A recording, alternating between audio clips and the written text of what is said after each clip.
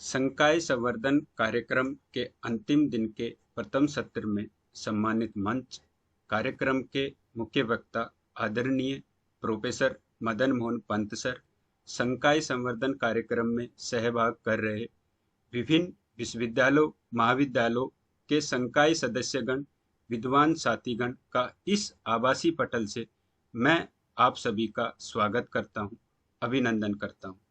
आज के इस सत्र के मुख्य वक्ता प्रोफेसर मदन मोहन पंत सर है, जिनके उद्बोधन का विषय फ्यूचर चैलेंज बिफोर टीचर है। सर्वप्रथम मैं आपको आज के मुख्य वक्ता के संक्षिप्त परिचय से आप सभी को अवगत करवाना चाहता हूं। प्रोफेसर एम पंत सर का परिचय देना सूरज को दीपक दिखाने के समान है। व्यक्ति का परिचय उसका व्यक्तित्व देता है और सर का व्यक्तित्व सरल, सहज और मृदु है। प्रोफेसर पंत ने अपने पूरे कैरियर में रजत और स्वर्ण पदक, राष्ट्रीय छात्रवृत्ति, परमाणु छात्रवृत्ति, वैज्ञानिक और औद्योगिक अनुसंधान परिषद और परमाणु ऊर्जा विभाग की फेलोशिप प्राप्त करके समान रूप से उच्च शैक्षणिक उपलब्धियां हासिल की है। प्रोफेसर पंत ने आदेशित और अव्यवस्थित प्रणालियों के इलेक्ट्रॉनिक स्पेक्ट्रा शीर्ष से डॉक्टरेट थीसिस भी पूरी की है। प्रोफेसर पंत ने कुलपति के लिए नियुक्त पदाधिकारियों के संस्थापक चांसलर, कंपनी के संस्थापक अध्यक्ष के रूप में काम किया है। व्यावसायिक योजना बनाने, भर्ती करने, ई लर्निंग कंपनी के रूप में संगठन का निर्माण करने के मुख्य कार्यकारी अधिकारी, प्रोफेसर और संस्थापक निर्देशक, कंप्यूटिंग और संक्षेप में कंप्यूटर विज्ञान शिक्षा कार्यक्रम के डिजाइन, विकास और क्रियान्वयन और बुनियादी ढांचा प्रदान करने के लिए विश्वविद्यालय का आईटी समर्थन वातावरण। प्रोफेसर पंत ने विभिन्न पहलुओं के में लगभग 100 शोध पत्र प्रकाशित किए हैं। प्रोफेसर पंत ने एटमस नामक एक शैक्षणिक फिल्म की पटकथा भी लिखी है, जिसका निर्माण आईआईटी कानपुर में किया गया था और वर्ष 1974 के लिए सर्वश्रेष्ठ शैक्षणिक फिल्म होने के लिए इंटरनेशनल कप ऑफ रोम पुरस्कार दिया गया। इसके बाद इसने उस वर्ष का राष्ट्रीय पुरस्कार भी प्राप्त किया। आप भारत में आईआईटी कानपुर में भौतिकी पढ़ाने के केलर को योजना शुरू करने वाले पहले व्यक्ति थे। इस प्रयोग की पूरी report Indian journal of physics education में प्रकाशित हुई है। उन्होंने इग्नू से सीआईसी और डीसीओ कार्यक्रम को हिंदी में उपलब्ध कराने के लिए हिंदी माध्यम में प्रोग्राम की गई कंप्यूटर शिक्षा की शुरुआत की। प्रोफेसर पंत की मुख्य रुचि अब शैक्षिक क्षेत्र में परिवर्तनों पर विचार करना और दुनिया भर के शोध और विचारकों के विचारों को आकर्षित करना है। नई शैक्षिक मॉडल के लिए कार्यान्वयन प्रयासों का समर्थन करने के लिए आपने स्वयं के विचारों के साथ पूरक करना है। अब बहुत अधिक समय न लेते हुए मैं सीधे सर को उनके प्रभावी उद्बोधन के लिए बहुत ही आदर और अदब के साथ आमंत्रित करता हूं। आदरणीय professor M Pant sir. Doctor Sumit ji, बहुत बहुत धन्यवाद ये परिचय देने के लिए। जिस विषय पे मैं बात कर रहा हूँ उस विषय पे पूरा हिंदी में तो कह पाना मुश्किल होगा। नहीं सर, आप इंग्लिश में ही बोल सकते हो, कोई दिक्कत नहीं, हम हिंदी में बोलेंगे, पर इंग्लिश में जिसको कहते हैं कि जो चीजें इंग्लिश में सहज भाव से कही जा सकती है वो इंग्लिश में कहूंगा, जो हिंदी में सहज भाव से कही जा सकती है वो हिंदी में कहूंगा।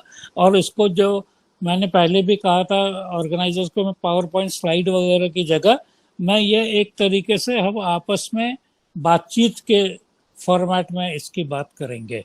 और ज़्यादातर क्योंकि अब आप सब लोग आजकल कंप्यूटर का ज़माना है, आप लोग गूगल में सर्च कर सकते हैं, विकिपीडिया में देख सकते हैं, तो कहते हैं अक्लमंद को इशारा काफ़ी। तो बहुत सारी चीज़ों में मैं सिर्फ संक्षेप में बात बताऊंगा और उसको आप विस्तार में जो है गूगल विकिपीडिया, यूट्यूब और आजकल तो चैट जीपीटी है, उसमें से पता कर लेंगे। पर मुख्यतः जो हमारा उद्देश्य है इस सेशन का, वो ये है कि फ्यूचर चैलेंजेस बिफोर टीचर्स, और इसके ऊपर हम बेसिकली बात कर रहे हैं कि हमारे आगे क्या चैलेंजेस हैं एज ए टीचर। बिकॉज आपने सुना होगा और कई लोगों ने ऐसा कहा है कि जब एआई आएगा तो ये ह्यूमन टीचर की जरूरत नहीं होगी। ये भी एक पूरी धारणा है, और कुछ लोगों का इस पर पूरा विश्वास है, कुछ लोगों का लगता है ये होगा पर अभी नहीं होगा, वगैरह वगैरह। और मैं इसको लेक्चर टाइप का नहीं रखना चाहता हूँ, जैसे बात हुई है हम इसको चाहते हैं कि हमारे आपके बीच में वार्तालाप रहेगा। तो मैं उसमें हम लोग हैं करीब 40-50 लोग हैं, तो आप लोग अगर कुछ पूछेंगे और मैं उसमें रिस्पॉन्ड करूंगा तो वो ज़्यादा इफेक्टिव वार्तालाप होगा बनस्बत इसके कि मैं सिर्फ अपनी मन की बात कहूँ। तो सिर्फ अपनी मन की बात कहने की जगह मैं आप लोगों के मन में जो चल रहा है उसको लेके भी करूँगा। पर मेरा ख्याल है कि जो इस सेशन की खासियत होगी वो होगी कि इसमें कुछ नई बातें जरूर होंगी जो आपने शायद पहले ना सोची हो, ना सुनी हो, उसकी ओर।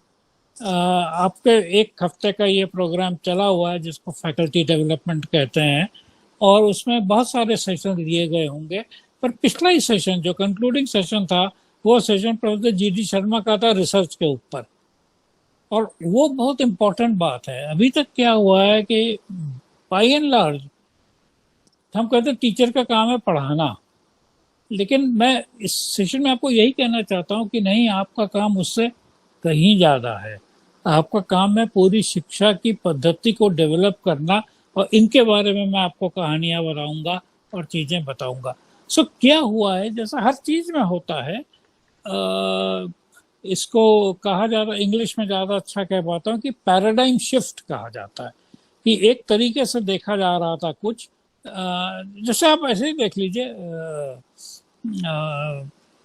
जिसको कहते हैं राजपाट में और राजकाज में पहले था राजा सर्वोच्च होता था, सारी चीज होती थी राजा के अराउंड। अभी हम हिस्ट्री भी पढ़ते हैं तो आपको पता है कि ये राजा था, फिर ये राजा था, फिर ये राजा था, ये। आज हम क्या कहते हैं, आज जनता की बात हो रही है। आज बात हो रही है कि जनता के लिए क्या हो रहा है, जनता क्या कर रही है, जनता जनार्दन वगैरह। तो इसको हम पैराडाइम शिफ्ट कहेंगे। इसी तरीके से शिक्षा में पैराडाइम शिफ्ट होने जा रही है, और मैं उसकी तरफ आपका ध्यान देना चाहता हूँ, क्योंकि हमको ये समझ में आएगा कि टीचर का काम लेक्चर देना नहीं है सिर्फ, बहुत कुछ और भी है। पर इसके लिए मैं कहानी से शुरू करना चाहता हूँ, और मैं आपको इस बीच में कम से कम 4-5 कहानियां तो सुनाऊंगा ही। उसके बाद फिर जब आप लोग अपने विचार रखेंगे तब और कहानियां सुनाऊंगा। पहली कहानी है एक एल्बर्ट आइंस्टाइन की। एल्बर्ट आइंस्टाइन का हम सब लोगों ने नाम सुना है, बहुत बड़ा वैज्ञानिक था और फिजिसिस्ट था, और नोबेल प्राइज भी मिला था। और करीब ये कहानी चलती है सन 1905 के आसपास। तो 1905 के आसपास एल्बर्ट आइंस्टाइन फिजिक्स पढ़ाते थे। एक इंस्टीट्यूट ऑफ एडवांस स्टडी होता है प्रिंसटन में, बड़ा मशहूर इंस्टीट्यूट है बहुत। उसमें एकदम जिसको कहते हैं फ्रंट लाइन की बातें होती हैं, नई नई बातें होती हैं। तो वो फिजिक्स पढ़ाते थे, और जैसे आप जानते हैं कि समय आया इम्तहान लेने का, तो इम्तहान के लिए क्वेश्चन पेपर बनाना होता है। अब हम बात करें 1905 की, तो कोई कंप्यूटर नहीं है, कोई लेजर प्रिंटर नहीं है, कोई कुछ नहीं है, फोटोकॉपिंग मशीन भी नहीं है। क्या है? टाइपराइटर है। तो प्रोफेसर आइंस्टाइन ने हाथ से अपना क्वेश्चन पेपर लिख के अपने टीचिंग असिस्टेंट को दिया और कहा इसको टाइप करके इसकी कॉपीज बना के स्टूडेंट्स को बंटवा दो। अब टीचिंग असिस्टेंट क्या होता है? टीचिंग असिस्टेंट वो होता है जिसकी उस विषय में कुछ है, प्रवीणता है, और वो बड़े प्रोफेसरों के साथ काम करना चाहता है। आप भी जानते होंगे, जो आपके साथी लोग कभी विदेश गए होंगे तो उन्होंने टीचिंग असिस्टेंटशिप, ये वो रिसर्च असिस्टेंटशिप ये सब ली होगी, जिससे उनको कुछ फाइनेंशियल मदद मिली जिससे अपनी पढ़ाई कर सके। तो ये टीचिंग असिस्टेंट ने क्वेश्चन पेपर देखा और देखा ये तो बिल्कुल वही पेपर है जो पिछले साल का था। उसको लगा कहीं ऐसा तो नहीं कि आइंस्टाइन भूल गए हैं, बुढ़ापा आ सकता है। कई बार होता है प्रोफेसर लोग अपनी धुन में होते हैं, भूल जाते हैं कि ये तो क्वेश्चन पेपर मैंने दिया हुआ है।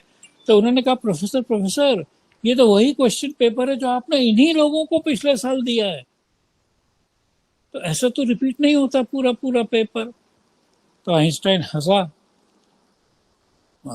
इज्जत समझ के आइंस्टाइन हंसे और उन्होंने उससे कहा, तो बिल्कुल सही कह रहे हो, एकदम वही प्रश्न है, लेकिन उत्तर बदल गए हैं।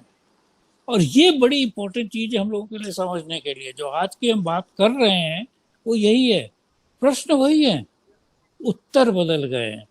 और आपने खुद देखा है, शिक्षा में आप लोग रहे हैं, जब पैंडेमिक आया तो ये प्रश्न हमारे कितने सामने आया, इतना फंडामेंटल आया कि भाई you couldn't go to school, you couldn't go to college, you couldn't go to university, so we had to find new ways. And this is what Einstein was saying.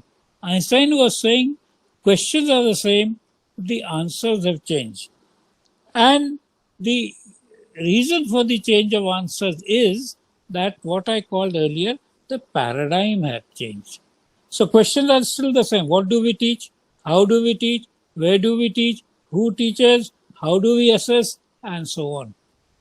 But during the pandemic, the answers changed completely. And what we are seeing, Google Meet and Zoom and so many WhatsApp, etc., was something which was not used in the pre-pandemic age. Pre-pandemic age, the formal education would not allow this. They were actually considered second rate, second hand, sometimes illegal, illegitimate, and so on and so forth. Now, that is what is very important. So, I want to draw your attention to a few more things. I've switched to English because there was some request that you should speak in English only, and therefore I have done that. If somebody wants anything specifically in Hindi, I'm quite happy to give a Hindi version also. So let me give you 5 important changes that have happened, which you may not have noticed, but are very important. First, change from education for a chosen few to education for all. Now, it is very funny. When you look at your education system, by and large, it is about denying you education rather than providing you education. Now, you may say, no, that is not so. Education system is about providing education. Try to learn something. Try to say, I want to learn this. You won't get admission into a school because the number of seats are limited. Only so many are allowed, so on. You want to study most important thing, engineering, IIT. You say, I want to learn engineering of IIT because that is the best. They say out of 5 million people who will apply, we will give only to a few thousand. Why? Now, this is the point about the challenge to education. That if something is worth learning, then more people should be able to learn. This is coming from our old tradition.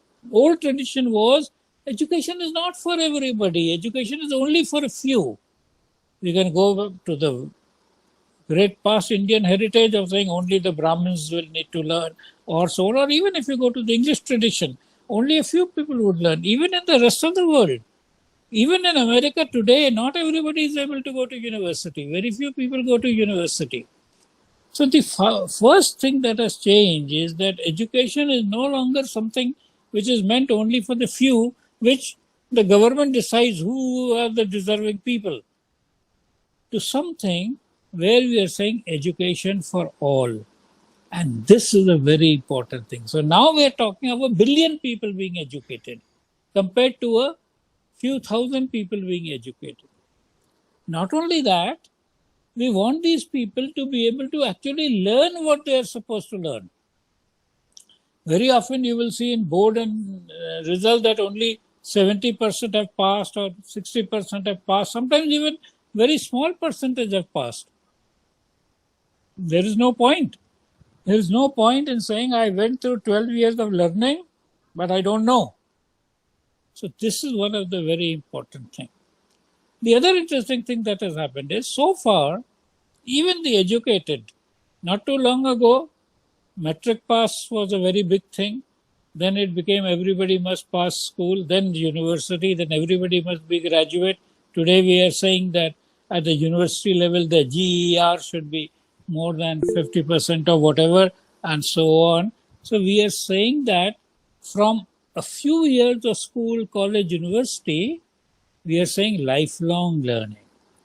So now 1 billion people learning for their whole life, because things are changing very fast. There's a very famous person, Alvin Toffler. He said, the illiterates of the 21st century will not be those who cannot read or write, but those who cannot learn, unlearn, and relearn. And we are therefore talking about lifelong learning. There's a difference in the teacher also. Earlier, the teacher was supposed to be an all-knowing teacher. Although he may be limited, so he may be called a PGT in physics, which means he knows all physics for class 12 students. If it's a TGT in physics or science, he knows all science for class 10 students, and so on. And that was it, and he was only allowed to teach that. Now we want, and you just had 1 week of FDP, we want teachers to be lifelong learners. So student is learning is all right, but teacher is also learning. And this is the third important change. And the sixth more important one is that for a long time, and I recall when I began my teaching for the first time in 1966 or so, the two things that I was told by my seniors was to speak loud enough so that the students of the last row can hear me, and write on the blackboard large enough and clear enough so that students in the last row can see what I have written. There was no technology at all, no even overhead projector, forget about PowerPoint, forget about a voice amplifier, and of course, like now we are talking Google Meet or Zoom, that of course was not there. So the teacher was an unarmed person in the battle against ignorance. Now, those of you have some idea of the army. In army, this is what they are taught. When you have nothing to fight with, you are into the mode of unarmed combat. And this is what the teacher was. He had no support of any kind, only that chalk and the blackboard. And I had switched to Hindi for a while, and those who can be a little patient. There was a very famous poem in Hindi, I think by Sonlal Dwivedi or somebody, who talked about a warrior. He said, "Na haath ek astra ho, na saath ek shastra ho, na an neer vastra ho, ruko nahi, jhuko nahi." That was what our teacher was supposed to be. He had no technology, he had no tools, he had nothing, but he or she was supposed to actually fight the battle of ignorance.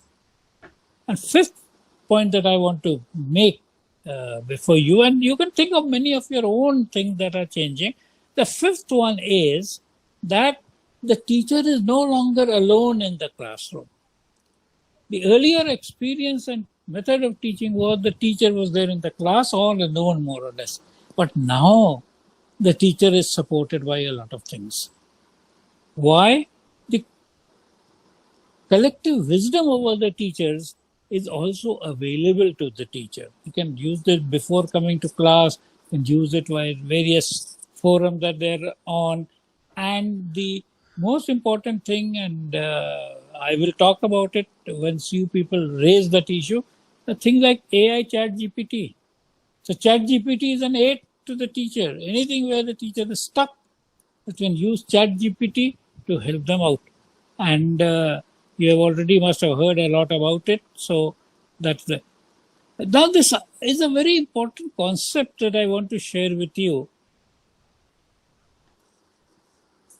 They normally have education managed by the government or sometimes the private sector, or private sector following the guidelines of the government. But I want to draw your attention to something, and I told you I will draw your attention to a few things which you might not have heard of before. And this is to a woman whose name was Elinor Ostrom. Elinor Ostrom. Elinor Ostrom won the Nobel Prize for Economics in the year 2009. You imagine. And she was the first woman to win a Nobel Prize in economics. And she won the Nobel Prize for something very interesting. She won the Nobel Prize for saying that many things are best done by the community than either by the government or the private sector. In fact, prior to her work, there was a very common phrase in this thing called the tragedy of the commons.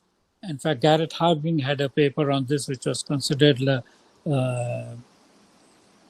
most accepted, that if something is held in commons, it doesn't belong to somebody, does not have property right, it will go into disrepair because people will overuse it or irresponsibly use it and so on.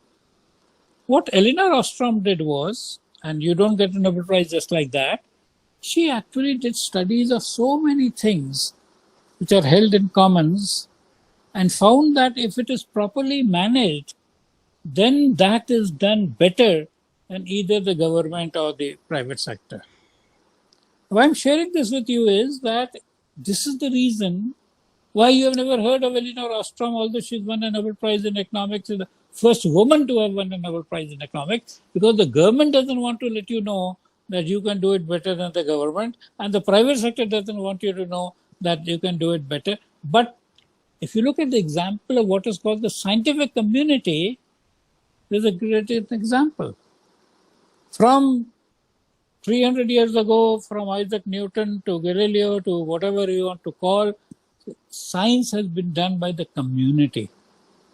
And it is the community which decides what will happen, what is right, what is not, etc., etc. There is no such official government science or a private corporation. They may be doing it as investors, but the key thing is managed by the scientific community. What is accepted is by the scientific community, and they must follow those methods. You cannot get scientific recognition by sponsorship or something like that, and so on and so forth. So the reason I'm saying this is I'm coming next to the next very important point. And that is the most important point, that educators, teachers, we all have to work towards developing a science of learning. So Professor G.D. Sharma told you yesterday about the importance of research. And one research which we all have to do is on the science of learning. And it is very interesting. We have all these big programs, big things, NEP 2020, all other kind of joke, but there is nobody who has even articulated what is the science of learning. The methods of education that we use are whims and fancies of important people. You have Mr. X, he gave some vision for education. And Mr. Y, he gave some vision for education. Somebody says teach in mother tongue. Somebody says teach this. Somebody says don't teach evolution. Somebody says teach this, whatever. One, but it is not supported by any science. There is absolutely, and who will do that science? It is educators who will do that science. To some extent, there was a session in this program by Rahul Agarwal who talked about neuroscience and education. That is the closest we have as to how learning happens. The earlier ones we have, of course, Pavlovian method and Pavlovian thing, but that is stimulus response. It is not learning of complex things. So if you had a science of learning, you would be able to learn every single person to the potential that the person has. And why this is very important is that the science and technology have to go together. Very often we think that once we have technology, we can do the education, and the experience that we have seen in the last 20 years is that technology does not make for better education. You can use Zoom, you can use Google Meet, but if there is no science in that pedagogy, merely having the technology will not. And you all are known, if you're educators, you know this, and otherwise I would encourage you to Google or Wikipedia something called the learning pyramid. In the learning pyramid, it is well documented. You just say learning pyramid, you will immediately see that image, that lecture is only 5% effective. Reading is 10%. Something else is 15%. Discussion is a little more. It's only doing, teaching, or creating that comes, which is what is in Bloom's taxonomy of higher order thinking. What I'm really trying to say is that all educators. And why all educators? Because science is not meant for three people. That somebody will, some big man in India getting something will be doing the research and you will all follow that. No. Science is universal. Science is everywhere. So what is happening in your classroom, what is happening in your community, you may get some new phenomenon. And from that you will be able to find something. It is not like somebody, it is people in authority want to do that. They want to create one thing for all. This is the syllabus, you must study. This is the exam, you must pass. This is this, you must do. And actually, many of you will be amused to know that Pavlov was very much liked by Lenin. Lenin actually thought if he could get all my citizens to salivate like dogs, my life would be very, very simple. But actually we know, and Rahul Agarwal's session would have told you, that the brain is a very complex thing. In fact, he must have told you about the myths that we have about the brain, how the brain actually works, what are the various things, and we are still trying to learn about this. So my very important message to all of you is to draw upon what Professor G.D. Sharma said and become researchers. And you can research, you can observe you observe what's happening in the classroom. Research doesn't have to be, in fact, one of the biggest contributors to educational pedagogy was Jean Piaget. And Jean Piaget did not have a very big laboratory in which he did. He just observed his three children. He just observed his three children going through the different stages of learning as they grew up and created this entire theory of Piaget's concept formation, etc. of learning. Each of you can also do. You are observing your children, your neighbors' children, this thing, and your children in the classroom. And even if you're in higher education, it is again, because as you know, we talk about pedagogy for small children, andragogy for grown-up children motivation, heutagogy for self-directed children. So you could be doing research, everything that you try. And what happens if you document it properly, analyze it, try to get insights, you could be creating something very interesting. Especially when you start asking the opposite question. Why is it that people are not learning? You gave a talk to 70 people. Out of 70 people, 10 people understood everything and got very good marks. Another 10 understood some of it. Others found it very... Why did this happen? Try to figure out what was the cause. What is it that is coming in the way of the learning? And you will find it. So I really want to emphasize this because unfortunately, there is nothing like that happening. We did have institutions like NCERT and we had various institutions of education which were supposed to do, but nothing has really come out. I told you a story about Albert Einstein, and I want to tell you another story about the importance of science. Now, we often think of science as that which is prescribed in that CBSE syllabus or prescribed or removed from NCERT books and so on. But science is not just a bundle of facts. Science is an approach. And what we found is that with time, more and more subjects move towards science. In fact, if you will recall, the Nobel Prize was being given for physics and chemistry and medicine and so on. But later on, economics was also included in it. Now, there may be people may debate that whether economics is science or not, etc. But economics is becoming more science than it was before. Similarly, many other subjects now are becoming more scientific than what they were before.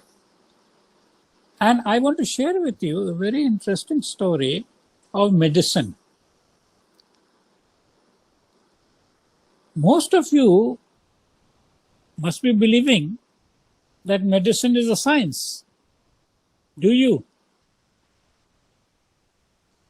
Especially after the coronavirus and its treatment, etc., and our faith in hospitals and medicine, we kind of believe that medicine is a science. But it was not until recently. In fact, of the books that I would like to refer to, there's a very nice book by Thomas Mitchell, uh, Thomas Lewis. The book is called The Youngest Science. Google for it, Amazon for it. You can even get a free PDF for it called The Youngest Science by Thomas Lewis. Thomas Lewis himself is the doctor, whose father was a doctor, and in his early life means when he was small, he accompanied his father to many of the patient visits that his father was doing. And he says that there was no science in medicine. Medicine was a practice which the so-called doctors did. And they had no idea why they're doing it, what happens, and so on. In fact, since you are all academics, the first university to do science-based medicine was Johns Hopkins University, and they had to take permission from the medical fraternity that we want to do science and do medicine on the basis of science. Now, you may not believe it, but I have this story to tell you. So I told you a story about Albert Einstein around the year 1905. I'll tell you a story a little earlier. In fact, today is 2nd July. The story is of 2nd July, 1881. Not too long ago, 1881 is like 140 years or so before today's time. So it may look very old, but it isn't all that old. It's just about 140 years old. And I'm especially talking about July 2nd, 1881. And again, you're most welcome to go to Google or Wikipedia or wherever to learn more about it. On July 2nd, 1881,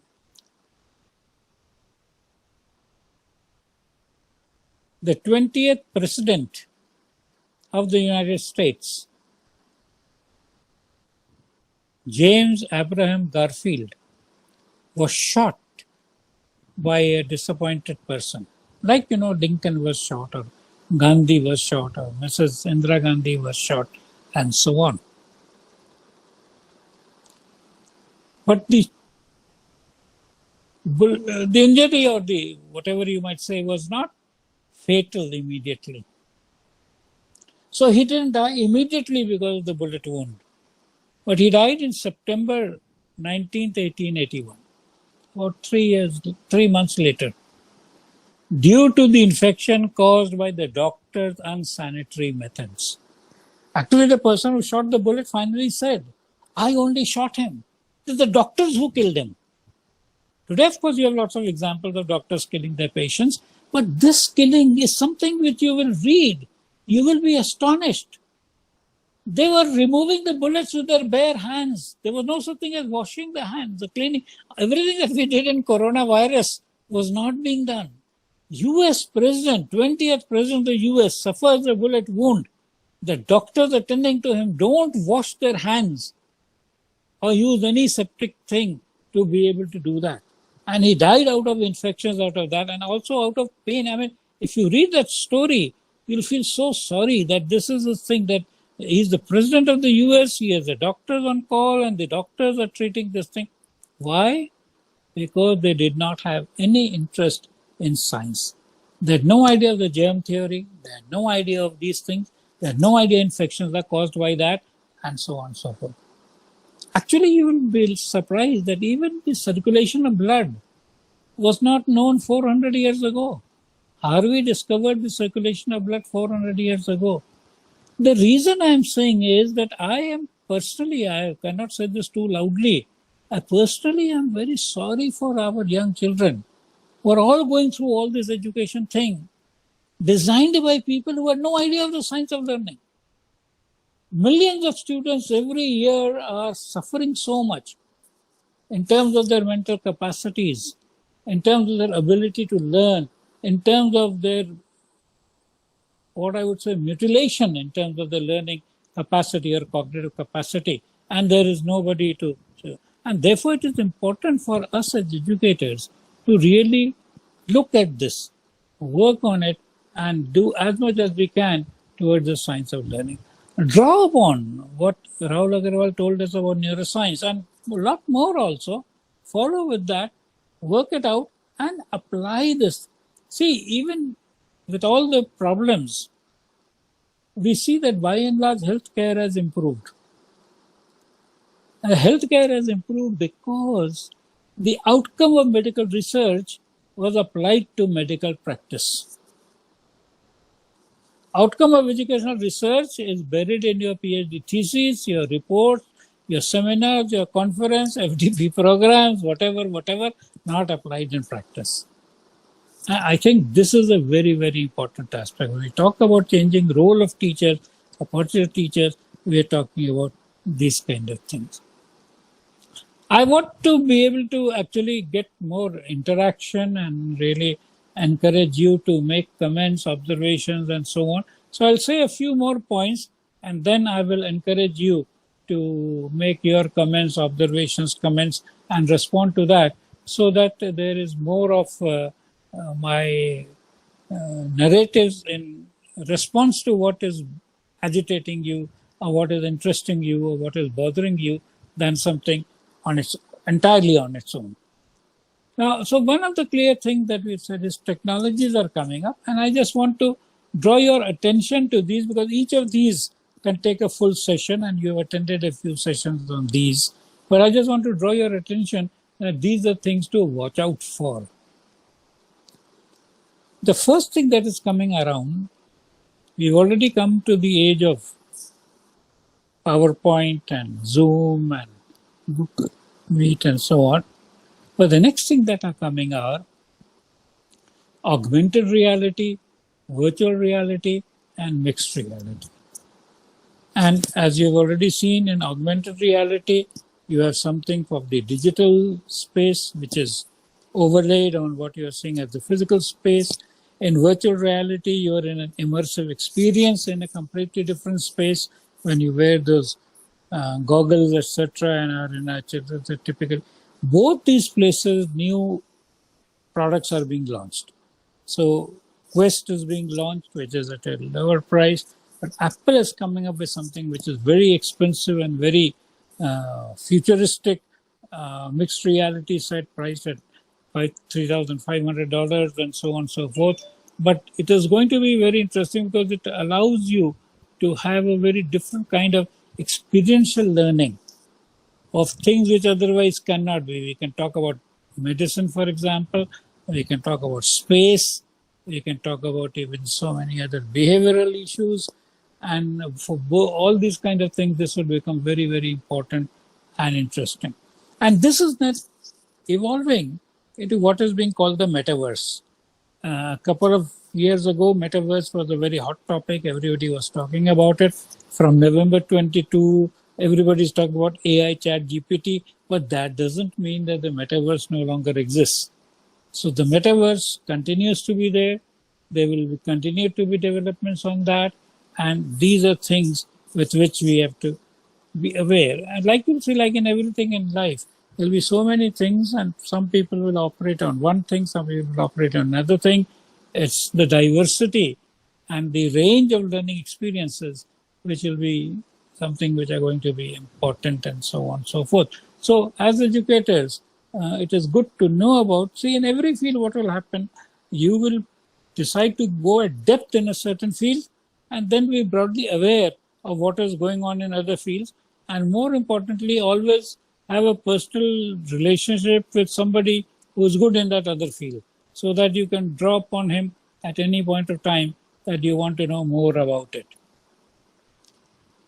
Another important technology that is coming up is the technology of blockchain.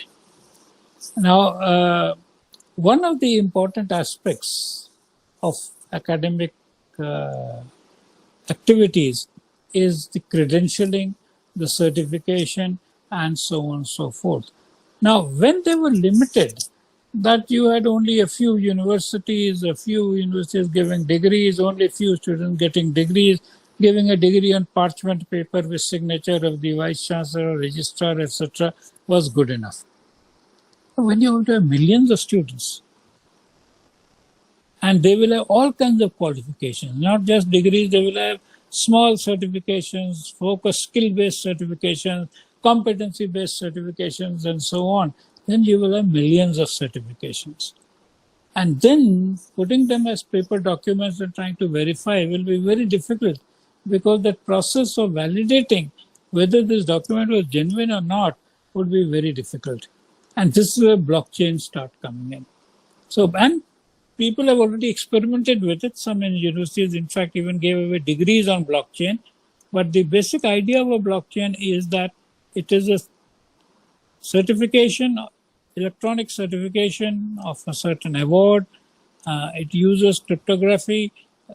You put all this on an electronic record, and then you do some cryptography, then you put another record, and so on and so forth. The basic point is that it is so connected that for somebody to alter it or change it is extremely complicated.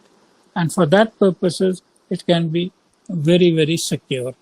So it's just for you to keep aware of it, that this is going to be an important aspect of this thing. I'm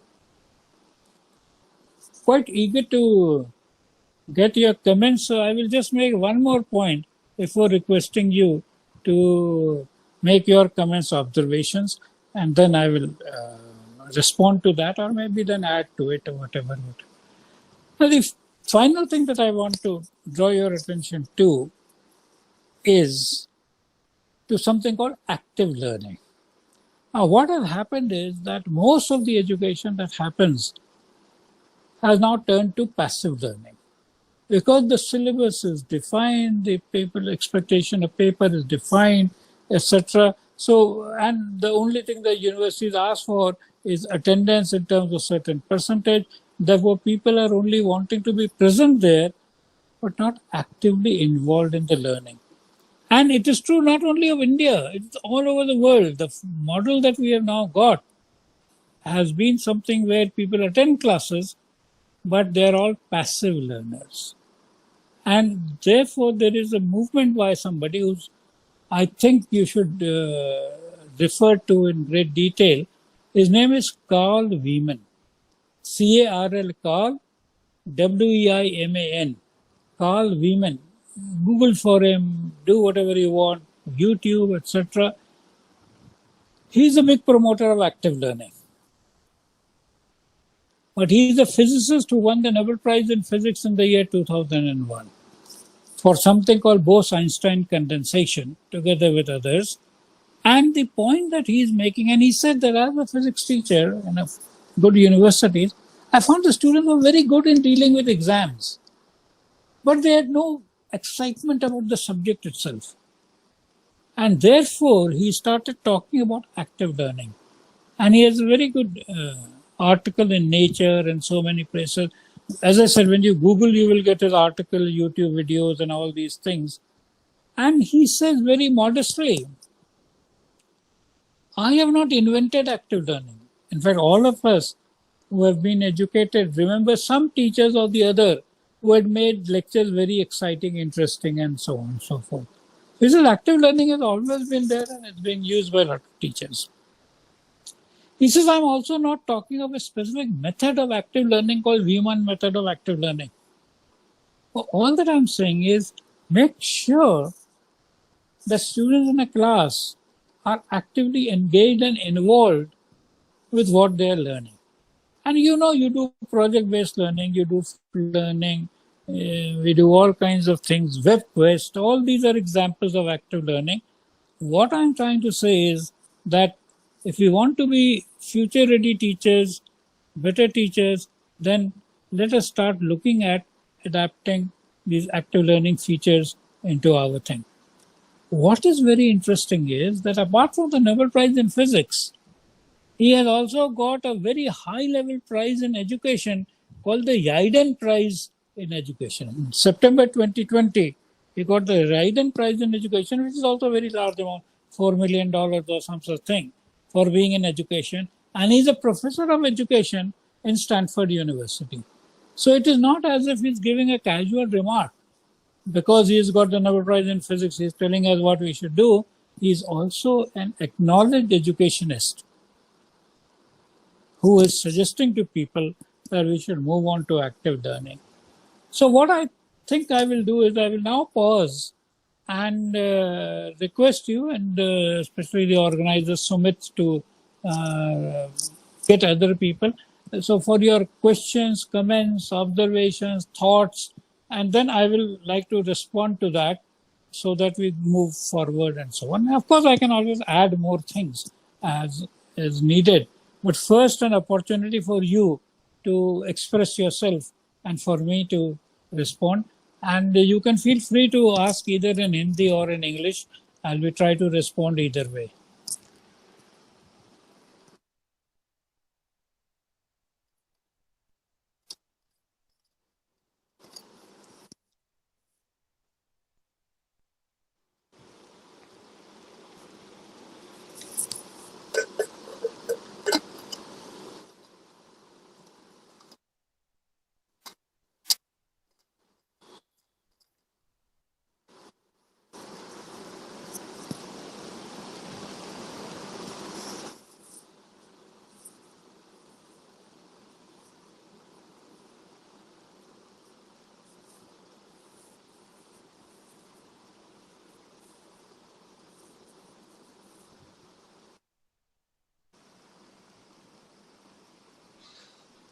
Yes, am I audible?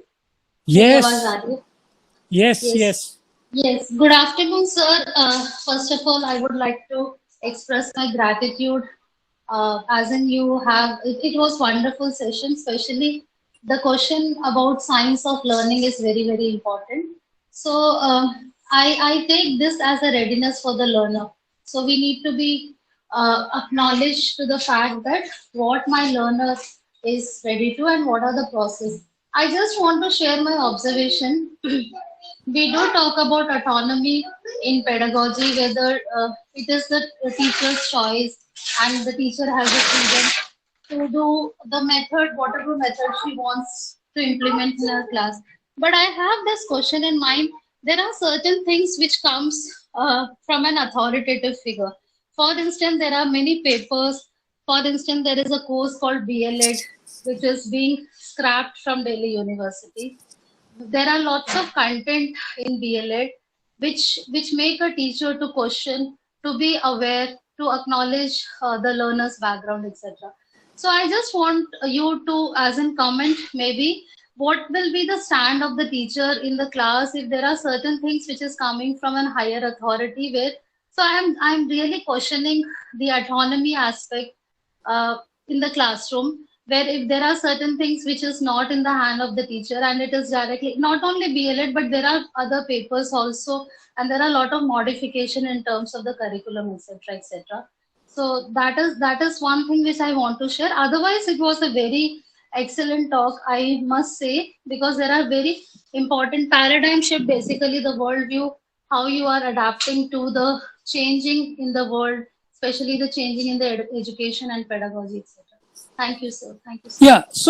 So what you are saying is actually something which we face across life throughout. Forget education, teaching, everywhere.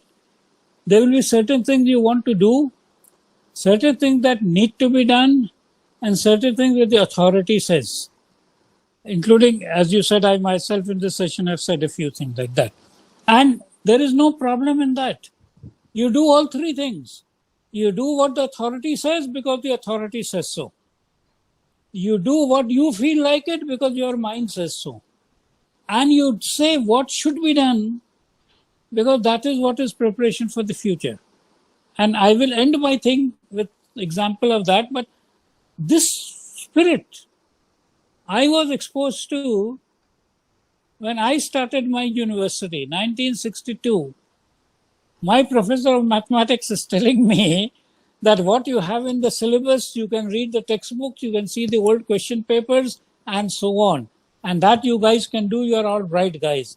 I'm going to tell you what is not in the syllabus. And he taught us set theory, group theory, abstract mathematics, etc., field, tensor, etc., all of which was not in our syllabus, which helped me a lot in my journey as a scientist in future. And this is exactly what we have to do. As educators, we say, this we are doing because it is required to be done. That has been mandated. We'll do that. This is something which is very interesting around it. And then this is something which is preparing you for the future.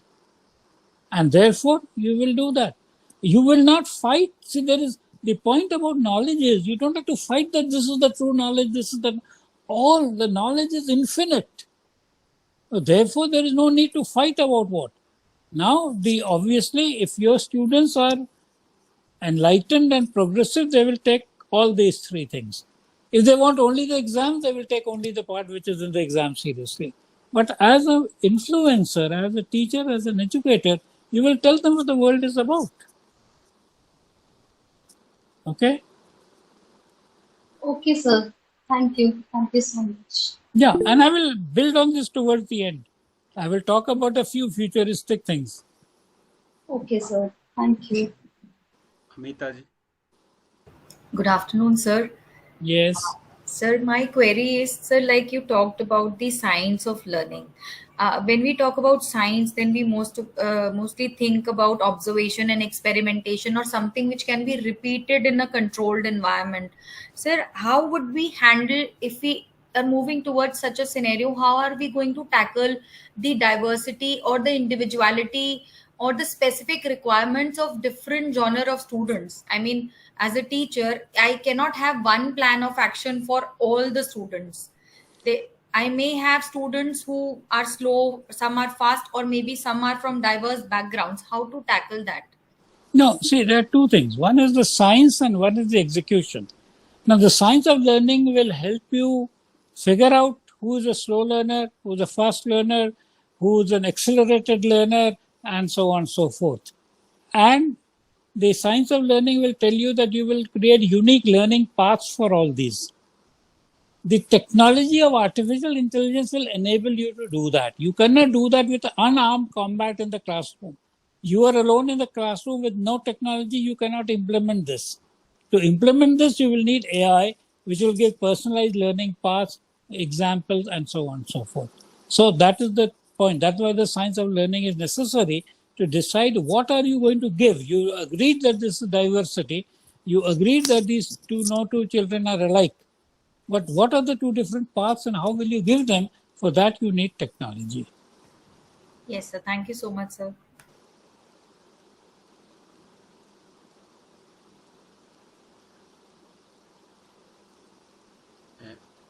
बाकी और भी कोई अगर पूछना चाहता है तो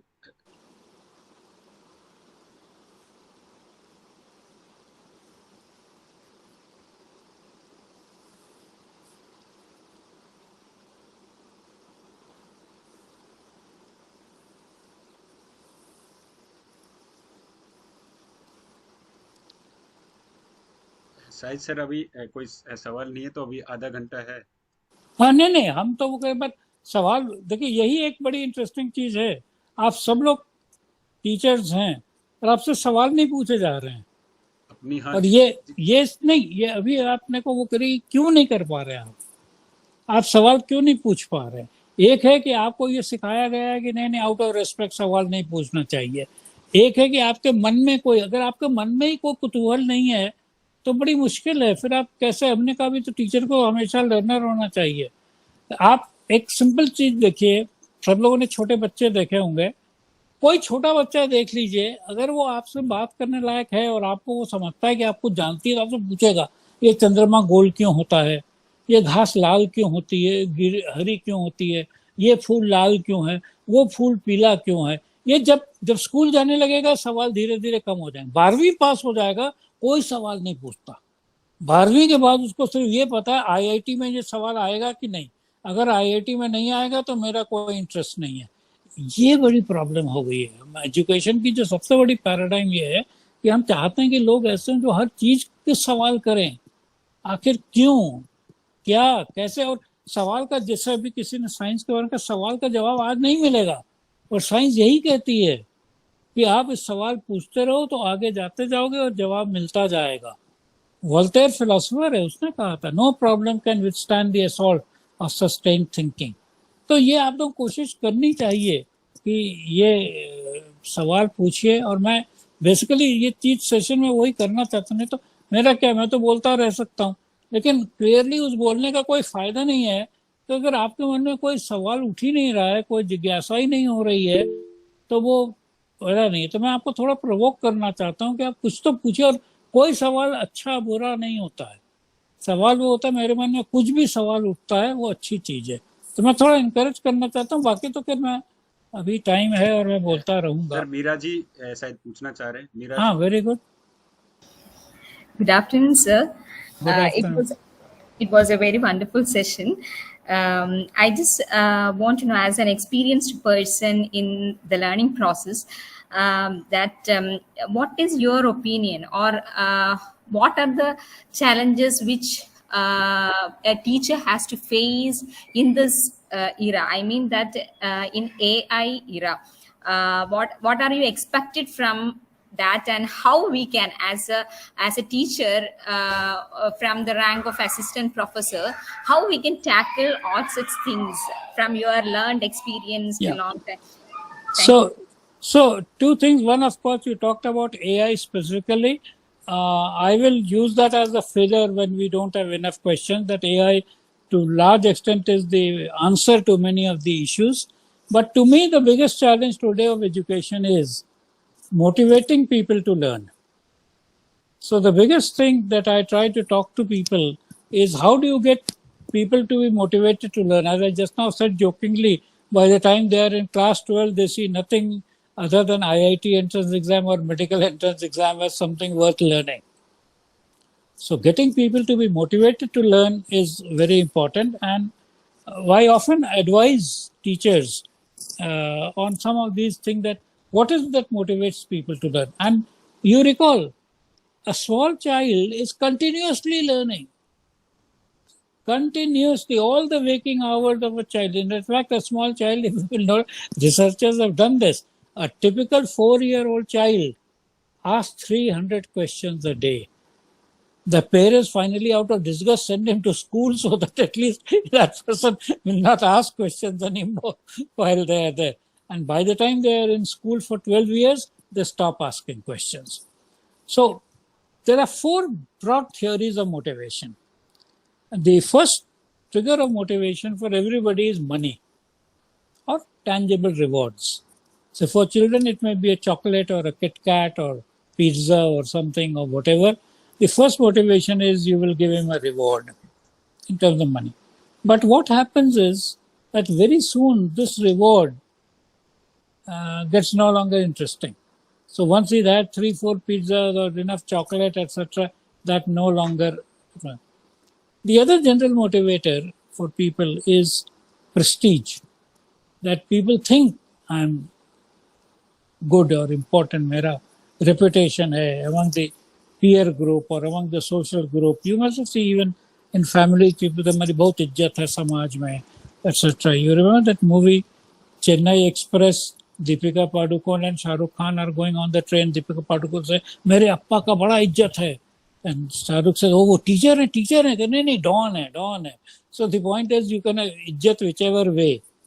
The third is power, that I have power over so many people. But the fourth is a very interesting one.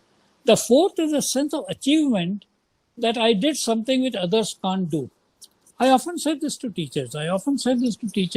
If you want your children to do something, you tell them that, this is something which our school students can't do. Only people who have gone to IIT or somewhere else, only they can do such questions. Then you will see your students go back, work all night, and next day come up with the answer. They may go to Google, they may go to Wikipedia, they may go to ChatGPT, but they will find the answer, because you have said only IIT students can solve this problem. So this is the kind of thing that we need. And to me, that is the biggest challenge today. What has happened is that because education is kind of massified, lots of these things, etc., the excitement about learning new is not there. The other thing, of course, is that you are taught this in your B.Ed, LT, whatever, that begin every lesson with an excitement about that you are learning something which is new, which lots of people don't know. We don't do that. We try to say, this you must learn because your father has paid the fee and this thing you have to learn. Etc. No. Suppose if you know this, this is what will be the benefit.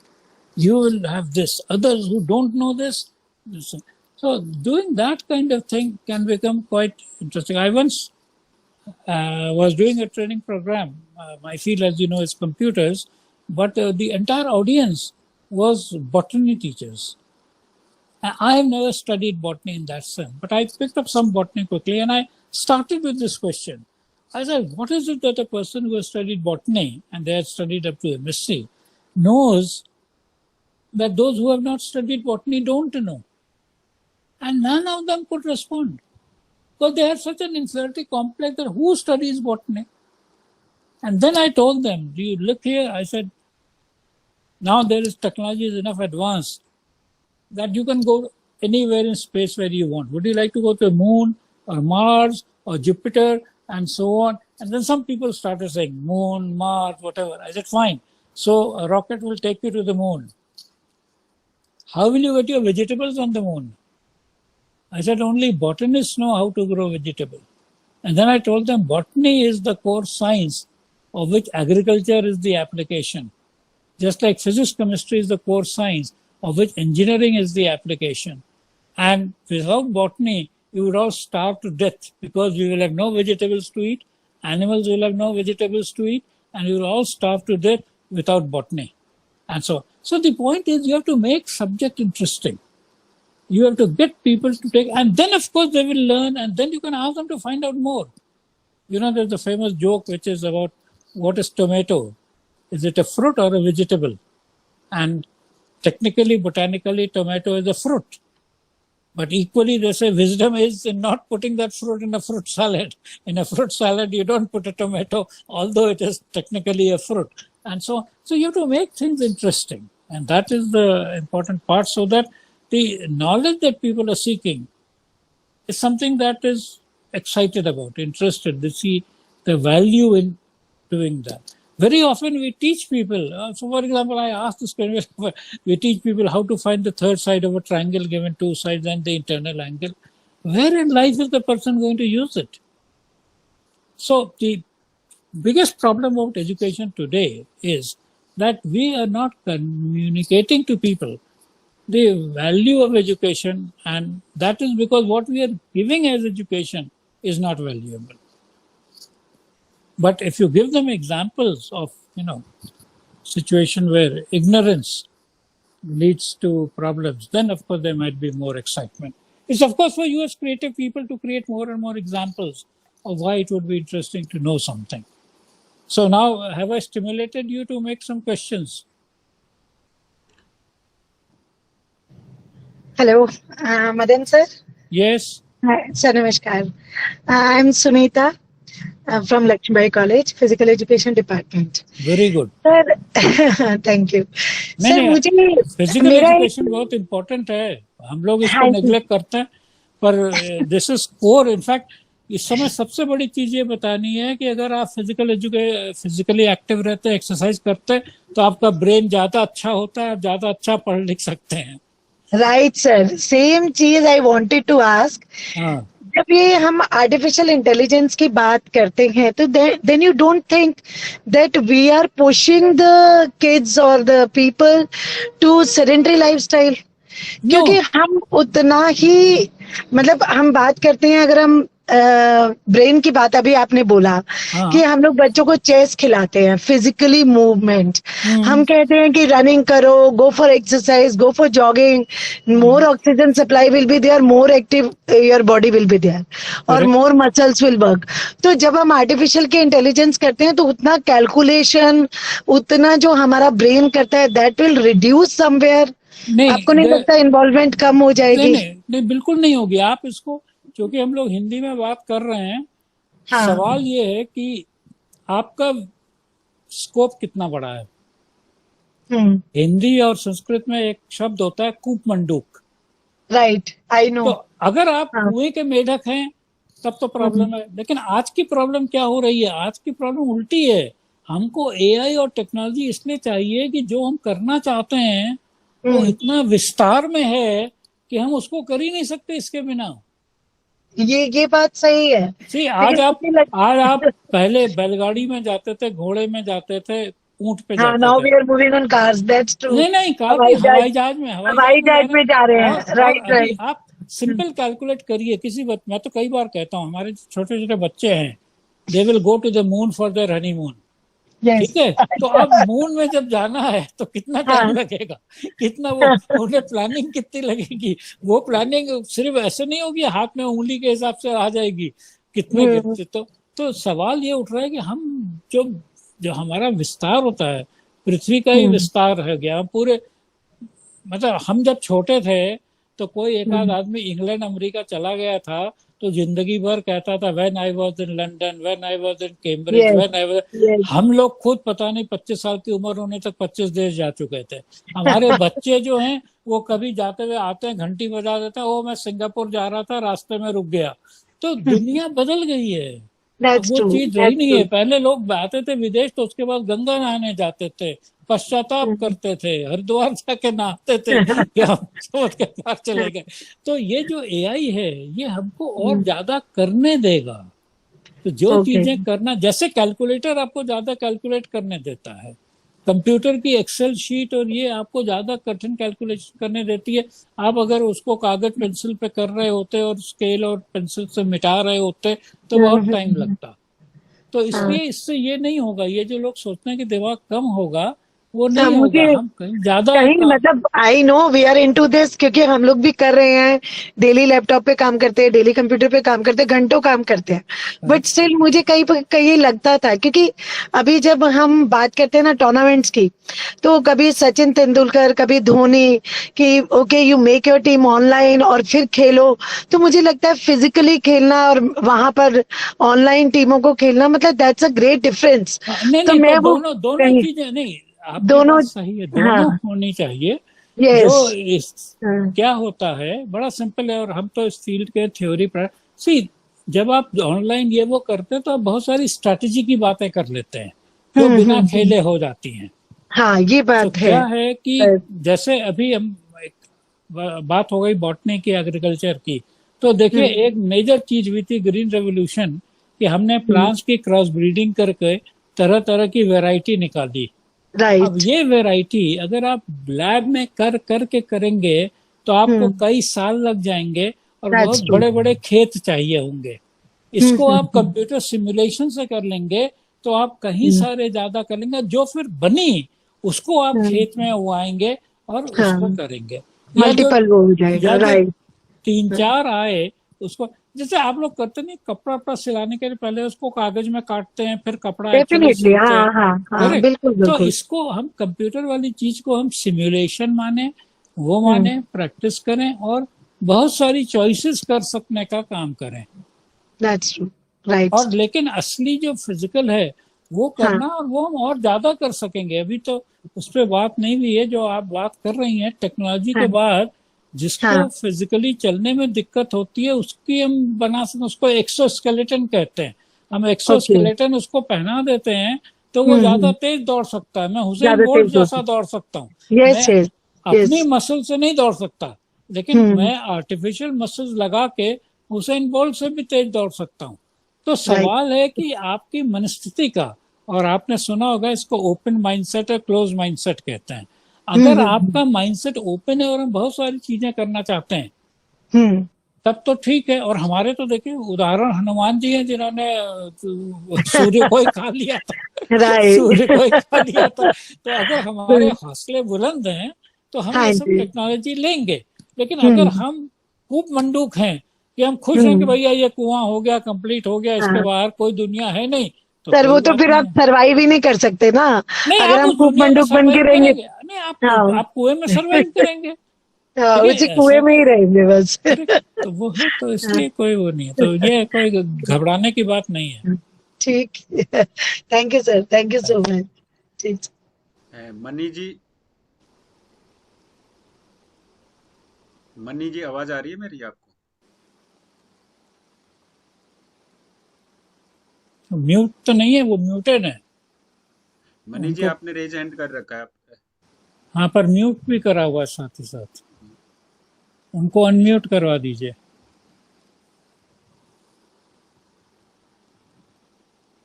Money Singh, आवाज आ रही है मेरे को? मेरी हाँ, hello, अब unmute किया उन्होंने अपना फोन। गुड हाँ, evening sir. Good. Good evening sir.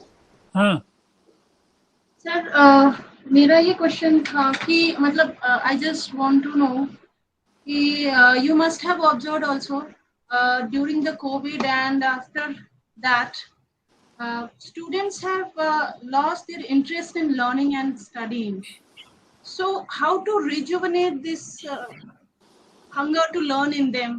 नहीं What वो can we do using this? नहीं वो तो देखिए ऐसा है, दी हंगर जो है वो हंगर से ही होती है। तो अगर आपने जो आपके लर्नर्स हैं उनके अंदर वो हंगर है नहीं, तो फिर वो, मेरा तो इसमें सवाल ये था कि कौन है जो उनको उनको चाहता है कि वो सीखें। मेरी जो प्रॉब्लम ये है कि किसी भी चीज के लिए हम अपने बताते हैं, हम बचपन से दूध पीना पसंद नहीं करते थे, दूध नहीं पीते थे, और हमारे घर में हमको दूध पिलाने के लिए उसमें बॉर्नवीटा मिला के ये करके वो करके देने की बात होती थी। मैं सोचता था कई बार कि जो बेचारा घर में गरीब है, जिसके घर में दूध मिल ही नहीं रहा है, उसको दूध मिलेगा तो लपक लपक के पी जाएगा, और हम नखरे देंगे कि नहीं बॉर्नवीटा चाहिए, ये चाहिए। तो ऐसे ही जिसको अभी ज्ञान की प्यास नहीं है, वो अज्ञानी, जैसे भी बात होती कूप मंडूक है, वो खुश है, तो उसको क्यों हम पढ़ा रहे हैं? हमें तो समझ में नहीं आ रहा। हम तो पढ़ाना ही उसको चाहेंगे जो हमारे पास आए, कहे कि भैया मैं सीखना चाहता हूँ। मैं ये कंपलसरी एजुकेशन के बिल्कुल खिलाफ हूँ। भाई जो सीखना नहीं चाहता उसको हम क्यों सिखाना चाहते हैं? ये तो वो लोग करते थे जो आपको कन्वर्ट करना चाहते थे रिलीजन से। आप हिंदू हो, आपको क्रिश्चियन बनाना चाहते थे, वो जबरदस्ती करते थे। अरे आप नहीं सीखना चाहते, खुश रहो, हमारी तरफ से आशीर्वाद तुमको, अज्ञानी हो के तो बने रहो, और उसमें क्या दिक्कत है? और उसकी जिंदगी अच्छी कट रही है। मतलब हिंदुस्तान में, बुरा मत मानिए, ज्यादातर नेता भी तो अनपढ़ ही है ना, चल ही रहे हैं, बढ़िया चल रहे हैं। तो जिसको पढ़ने की जरूरत नहीं है उसको हम क्यों जबरदस्ती पढ़ा रहे हैं? अब अगर वो पढ़ना चाहता है तो हम उसको कह रहे हैं हाँ भाई ये तरीका है, ये है। मुझे सिद्धांततः मैं इसके खिलाफ हूँ कि जो पढ़ना नहीं चाहता उसको जबरदस्ती हम पढ़ाएं। जो पढ़ना चाहता है राइट, मैं भी इसी ओपिनियन को फॉलो करती हूँ, और समटाइम्स इसकी वजह से काफी फ्रस्ट्रेट भी हो जाती हूँ। नहीं, कोई फ्रस्ट्रेट होने की बात ही नहीं है। देखिए बड़ा सिंपल है, आप कोई धर्मांतरण का काम नहीं कर रही हैं। जो नहीं पढ़ना चाहता और बड़ा खुश है वो है, और को हमसे तो ज्यादा पैसे भी बनाता है, वो हमें ताने भी सुनाता है, आप इतना पढ़ लिख के क्या कर सकते हो, आपसे ज्यादा तो हम कमा रहे हैं, तो क्यों हम उसको सिखाएं? और हम अभी आपको टुवर्ड्स द एंड बताएंगे कुछ नई नई बातें जो 99% लोग सीखना ही नहीं चाहते हैं। तो हमारा एज अ टीचर काम है, जो लोग सीखना चाहते हैं उनको सीखने का अवसर नहीं, उनको तरह तरह से सिखाएं। उसके लिए टेक्नोलॉजी भी यूज करें, ये भी करें कि उसको कोई दिक्कत है, और अगर वो सीखना नहीं चाहता है तो हम क्यों सिखाएं उसको जबरदस्ती? ठीक है।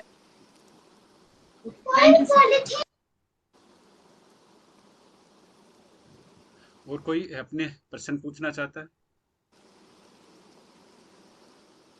So anyway, now that we have less time, and I'm quite happy if you have a question to start, I will talk about two important things. One which you have already touched upon is AI. So it is very important that all educators should learn about AI, because it is going to be your tool as well as your competitor. So, bada simple hai, AI will not replace you, but a person who uses AI might replace you, because the person who uses AI may turn out to be a better teacher, more effective teacher, solving some of these issues about getting children motivated, overcoming their learning difficulties, making personalized content for them, giving them personalized assessment, seeing exactly where they are, and so on and so forth.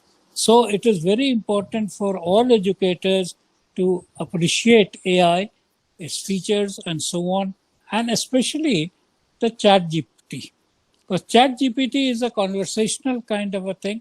And if you haven't done so far, please download chat GPT, the free version, and keep playing around with it to see what it can do and what it can't do. And it is where you will eventually find that you can use ChatGPT for your advantage to become a better teacher. ठीक है। दूसरी जो और important बात है जो मैं आप सबसे कहना चाहता हूं वो ये है क्वांटम टेक्नोलॉजी की बात। नाउ आप लोगों से मिस हो गया होगा पर गवर्नमेंट ऑफ इंडिया ने प्री कोविड बजट में अनाउंस किया था 8,000 करोड़ का budget for a national quantum technology mission. 1.5-2 साल सोने के बाद अभी फिर से उन्होंने जोर शोर से अनाउंस किया है एक नेशनल क्वांटम टेक्नोलॉजी मिशन जिसके लिए 6,000 करोड़ रुपया उन्होंने ईयरमार्क किया है फॉर द नेक्स्ट 8 years।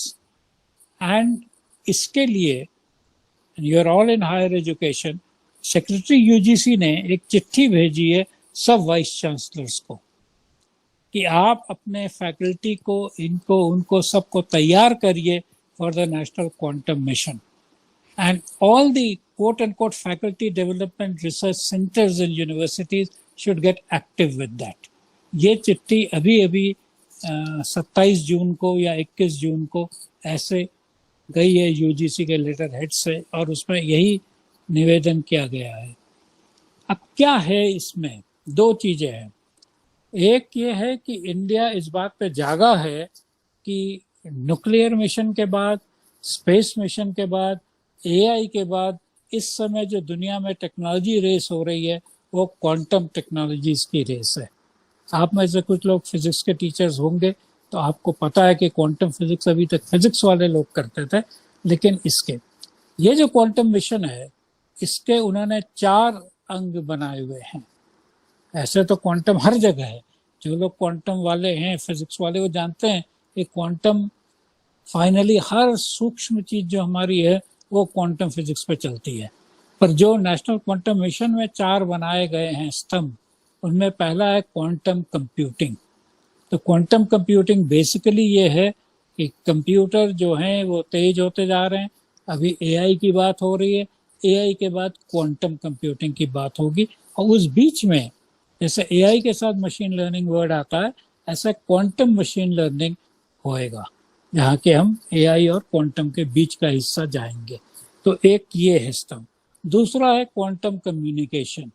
तो जैसे हमारा इंटरनेट है, इंटरनेट में इस समय एक मेजर इशू उठता है सिक्योरिटी का। हम लोगों ने ब्लॉकचेन की भी बात करी सिक्योरिटी के लिए, तो क्वांटम इंटरनेट में उम्मीद है कि सिक्योरिटी ज़्यादा होगी। तो दूसरा स्तंभ जो है क्वांटम कम्युनिकेशन है, उसमें फिर क्वांटम सिक्योरिटी, क्वांटम की डिस्ट्रीब्यूशन, ये सब आता है। तीसरा आता है क्वांटम सेंसर्स एंड मेट्रोलॉजी। तो क्वांटम सेंसर्स में क्या है कि जैसे आपने सुना होगा आईओटी कहलाता है, जो इंटरनेट ऑफ थिंग्स है, इसमें तरह तरह के सेंसर होते हैं जिसको हम करते हैं।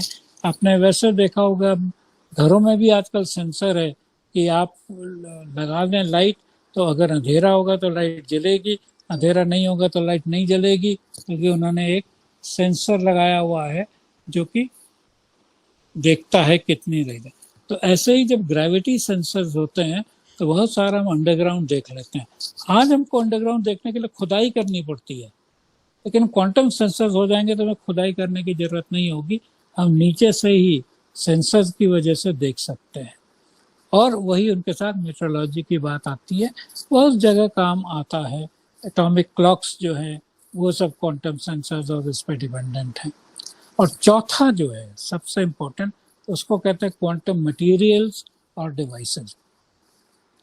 ऐसे तो हर मटेरियल क्वांटम मटेरियल है, उसमें कोई वो नहीं है, कोई भी चीज़ ऐसी नहीं है जिसके अंदर क्वांटम फिजिक्स नहीं लगती हो। आपका सेमीकंडक्टर, ट्रांजिस्टर, जो हम बात कर रहे हैं, कंप्यूटर, ये वो स्क्रीन सब है। लेकिन क्वांटम मटेरियल्स ये उनको कह रहे हैं जिसमें क्वांटम चीज़ें एम्फेसाइज्ड हैं। तो हाई ऑर्डर को रिलेशंस होते हैं और स्पेशली जो एक छोटे पार्टिकल्स की फीचर होती है उसको स्पिन कहते हैं।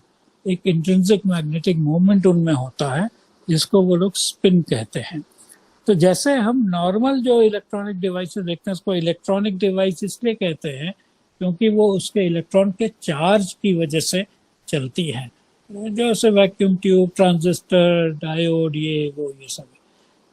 जो स्पिन की वजह से चलती हैं उसको हम स्पिनट्रॉनिक्स कहते हैं। और बहुत सारी ऐसी डिवाइसेस मेडिकल में यूज होती हैं। आपने अस्पतालों में देखा होगा एमआरआई होता है, पीईटी होता है, पॉजिट्रॉन एमिशन टोमोग्राफी, ये होता है। तो ये सारी चीजें जो है ये सब क्वांटम डिवाइसेस हैं। तो इस समय जो सबसे बड़ा थ्रस्ट है वो इस चीज के लिए है। और सेक्रेटरी यूजीसी ने चिट्ठी में कहा है सब यूनिवर्सिटीज को कि अपने करें। जो उस चिट्ठी में नहीं कहा है और जो मैं आपसे कहना चाहता हूं वो ये है कि उन्होंने ये सारी चीजें फिजिक्स वालों की बपौती बना दी है, लेकिन क्वांटम बायोलॉजी एक बड़ा भारी एरिया है। इन लोगों ने यहाँ कहीं नहीं बताया कि फोटोसिंथेसिस क्वांटम फेनोमेनन है। हम जो खुशबू सूंघते हैं इत्र की, परफ्यूम की, शनेल नंबर 5 की, ये सब क्वांटम फेनोमेना है। और क्वांटम बायोलॉजी एक बड़ा भारी एरिया निकल के तैयार हो रहा है। अब चूंकि इस पे इन लोगों ने सब हाईजैक कर लिया है फिजिक्स वालों ने, हम भी फिजिक्स वाले ही है, लेकिन बायोलॉजी में बहुत बड़ा स्कोप इसका है। जितना डार्विन की थ्योरी एवोल्यूशन की आप सुनते हैं, एवोल्यूशन में वो कहते हैं जीन म्यूटेट कर गए। जीन म्यूटेट कैसे करे? क्वांटम टनलिंग की वजह से करे। तो इसलिए मेरे हिसाब से सब यूनिवर्सिटीज के अंदर एक ऐसा अवेयरनेस प्रोग्राम जो कि अक्रॉस फील्ड्स, अक्रॉस डिसिप्लिन उनको इन चीजों के बारे में बताए, वो बहुत इंपॉर्टेंट और जरूरी है। और ये यूजीसी के डायरेक्शन से ही निकल रहा है। ये मैं अपने मन की राय नहीं दे रहा हूँ, ये मैं आपको सिर्फ बता रहा हूँ कि ये सर्कुलर आ चुका है। और जैसा हर फील्ड में होता है, इसको आईआईएससी बैंगलोर, टीआईएफआर, आईआईटीओ, ये लोग सब हड़प लेना चाहते हैं। इनका सारा गेम है कि 6,000 करोड़ हम ही हड़प लें। मेरा कहना है यूनिवर्सिटीज वालों, भैया तुम भी थोड़ा उसमें से सपोर्ट लो। जब वो लोग पैसे दे रहे हैं तो उस पैसे को लेके आप अपने प्रोग्राम वगैरह क्यों नहीं बनाते हैं, आगे क्यों नहीं बढ़ते हैं। और तो सबसे बड़ी चीज है, ये ग्लोबल इनिशिएटिव है। जो हम ये कह रहे हैं ये एक्चुअली ऊंट के मुंह में जीरा है। जब आप देखेंगे वर्ल्ड स्पेंडिंग कितना हो रहा है क्वांटम पे। तो मैं यहाँ पे छोड़ देता हूँ। अब अगर कुछ और क्वेश्चन, कमेंट, ऑब्जर्वेशन है तो उनको कर लेते हैं, फिर हम लोग लपेट लेते हैं। मेरे ख्याल से किसी के मन में 2-4 सवाल और आ गए होंगे तो उनको रिस्पॉन्ड कर लेंगे।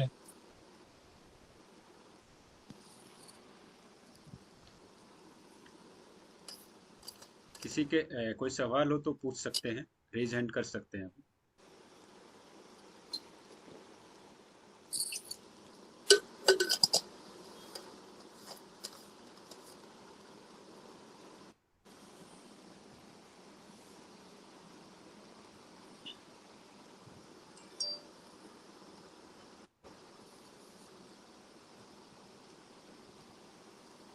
Good afternoon, sir. Yes. Sir, you have enlightened on various issues, sir, and changed our perspective.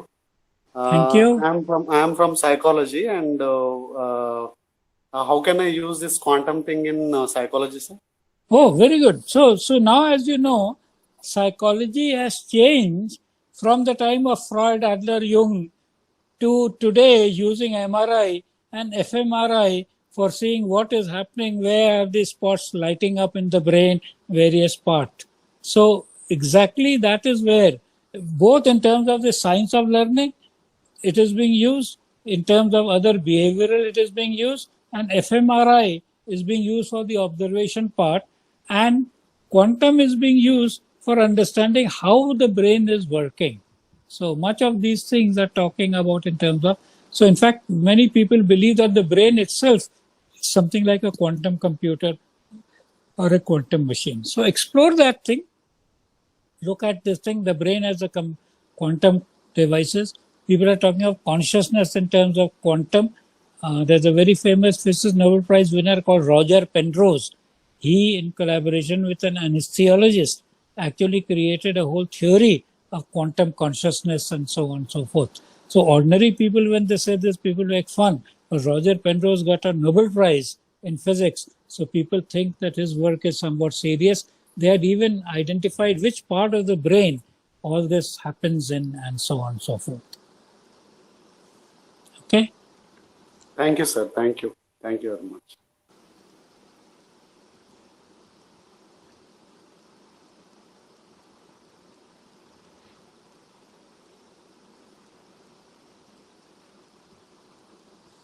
कोई और सवाल हो तो अभी 5 मिनट का समय हो रहा है तो पूछ सकते हैं।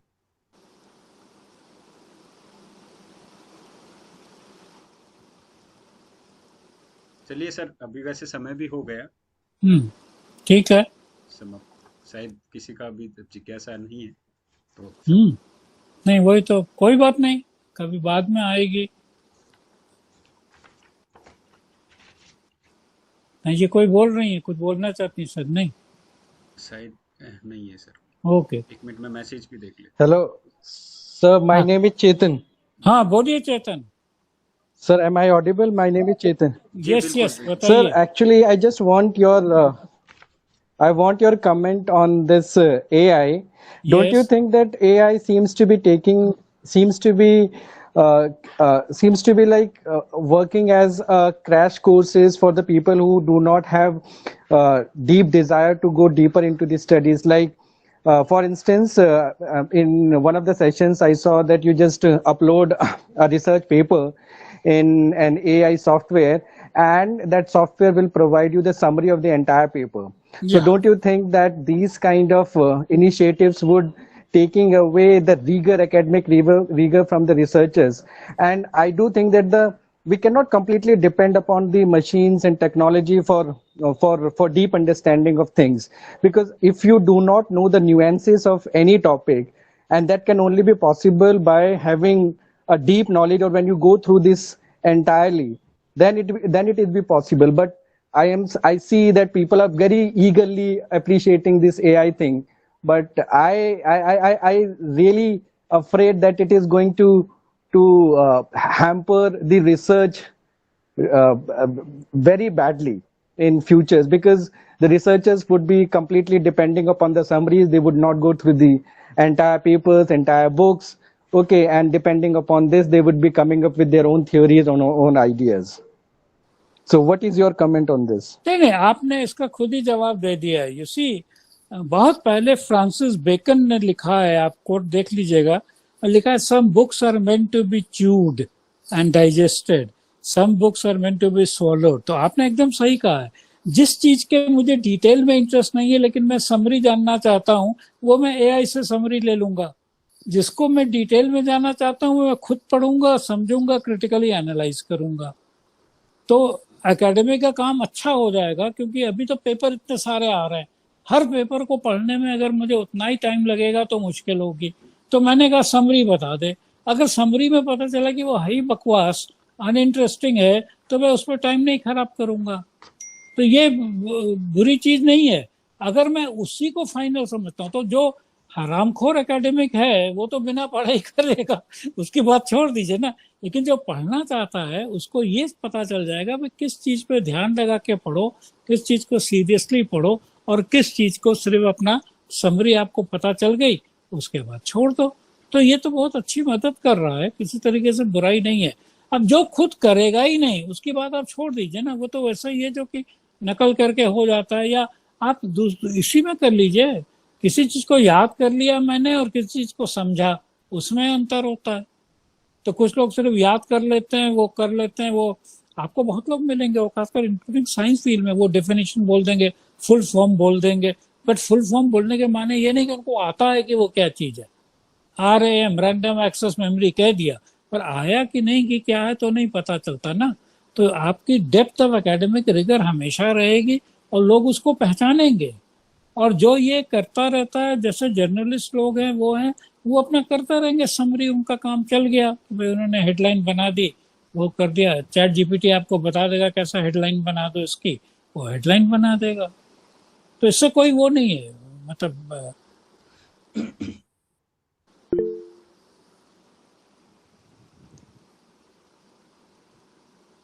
सर समाप्त। Thank you sir. Okay sir अब समय भी हो गया। अब विनय सर कुछ पूछना चाह रहे हैं इस समय। हाँ बताइए।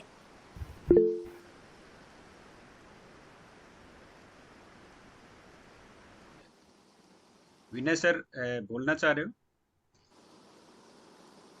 विनय सर अनम्यूट करें। हाँ यस सर, नमस्कार। नमस्कार। मैं Vinay Mishra, music department Laxmibai college से बोल रहा हूँ। हाँ बहुत ही इनोवेटिव और बहुत ही सीखने को मिला आपके वक्तव्य से।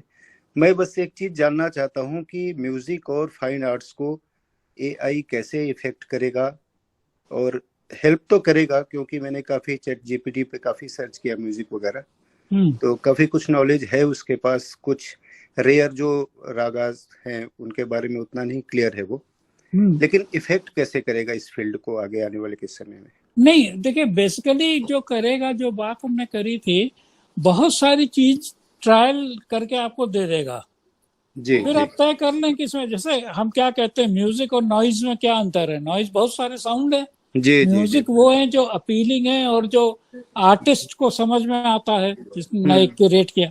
तो जी एआई या और भी कोई टेक्नोलॉजी आपको ऐसी बहुत सारी चीजें करके दे देगा। जी तो जी पुराने जो भी, भाई कुल तो बेसिकली ट्यून्स और वो लिमिटेड होती हैं, लेकिन उनको जब हम फ्यूजन करते हैं तरह तरह का, उसमें नई चीजें निकलती हैं, जी तो वो आपको करके देगा। फिर जो आपको उसमें अच्छे लगेंगे वो आप उनको अप्रूव करेंगे। इवेंचुअली ह्यूमन, वही चीज है, हर क्रिएटिव काम में वही होगा। वो कुछ वो एक तरीके का, जैसे आप किसी काम में देखते ना, अप्रेंटिस जो होता है, अप्रेंटिस कुछ कुछ बना देता है, लेकिन उस्ताद उसमें से कहता है भाई साहब ये तो ठीक है लेकिन ये ठीक नहीं है। हाँ तो वो जो अप्रेंटिस और उस्ताद, तो हम कहते हैं कि एआई जो है एक तरह से आपको बहुत अच्छा अप्रेंटिस मिल रहा है, जी जी जो 24 घंटे काम करता है। आप सो भी रहे हो तो अप्रेंटिस काम कर रहा है, ये कर रहा है, वो कर रहा है। तो लोग ये कह रहे हैं कि एआई को अच्छा अप्रेंटिस, या जी आजकल मॉडर्न मैनेजर में इंटर्न कहते हैं, तो इंटर्न या अप्रेंटिस की तरह से उसको यूज करिए और जी फिर आप अपने, तो आपको जैसे एक अच्छे उस्ताद को, हम तो रिसर्च में रहे हैं, जी एक प्रोफेसर के अगर रिसर्च स्टूडेंट अच्छे होते हैं तो प्रोफेसर का नाम और बढ़ जाता है। जी जी ऐसे ही अगर आपका एआई ये मदद कर रहा है तो आपका काम और अच्छा हो जाएगा। बिल्कुल बिल्कुल। Thank you sir, thank you so much. Sir अंतिम सवाल मनी मैम का ले लेते हैं। मनी मैम भी कुछ पूछना चाह रहे थे। मनी मैम सुन पा रहे हो? जी sir, thank you sir. Sir मेरा भी क्वेश्चन थोड़ा सिमिलर ही था कि because I teach to the undergraduate students environmental science as a compulsory course. And so that's why I just wanted to have some suggestions from you that how can I use AI to make it more interesting and more understandable to our students, especially undergraduate students, because PG and research students are quite sincere and they are just from the one stream only. But नहीं, students, they are from all streams. हाँ, but see the point is, environmental science का main जो feature है वो ये है कि it is a complex science where various things are connected. So the whole idea of an ecosystem is there are many things, and एक भी चीज आप बदलते हैं तो दूसरे पे असर होता है। सो एआई ऐसे कामों के लिए बहुत मदद करता है, और खासकर जब आप उसको खासकर सस्टेनेबिलिटी की या इसकी किसी चीज की बात करते हैं तो आप पूछ सकते हैं कि भैया, जैसे प्रेडेटर प्रे पॉपुलेशन है, तो आप वो पूछ सकते हैं भाई अगर अच्छा प्रेडेटर ने ज्यादा खा लिया प्रे को तो क्या हो जाएगा, अगर 3 स्पीशीज हैं जो ऐसे इंटरैक्टिव सिस्टम है तो क्या हो जाएगा, वेदर चेंज है तो क्या। तो बहुत सारी चीजें वो आपको बता देगा। दूसरा क्या होता है कि इम्पोर्टेंट चीज आज के एआई को यूज करने में प्रॉम्प्ट इंजीनियरिंग, कि जब उसने कोई जवाब दिया तो आप उससे अगला क्वेश्चन पूछें। जो सबसे इम्पोर्टेंट चीज है चैट जीपीटी की, वो क्वेश्चन पूछना से ज्यादा है फॉलो अप क्वेश्चन क्या पूछें। आपने कुछ पूछा, उसने जवाब दिया, फिर आपको और पूछना होता है। जैसे आप किसी एक्सपर्ट के साथ करते हैं, अगर आपको एक्सपर्ट मिल जाए आधे घंटे के लिए तो आप उनसे सवाल पे सवाल पूछेंगे ना। आप ये थोड़ी उन्होंने एक सवाल पूछा, जवाब तो हाँ लेकिन फिर ऐसे क्या होगा, ऐसे क्या होगा। तो आपके लिए चैट जीपीटी एक तरीके का एक्सपर्ट है जिससे, और इसको प्रॉम्प्ट इंजीनियरिंग कहते हैं। और जैसे आप प्रॉम्प्ट उससे पूछते जाएंगे तो आपको अच्छा जवाब मिल पाएगा। उसके पहले जवाब को ही आप आखिरी जवाब मान लेंगे तो काम पूरा नहीं होगा। Okay sir, thank you so much sir. Vinay sir, आप कुछ और पूछना चाह रहे थे?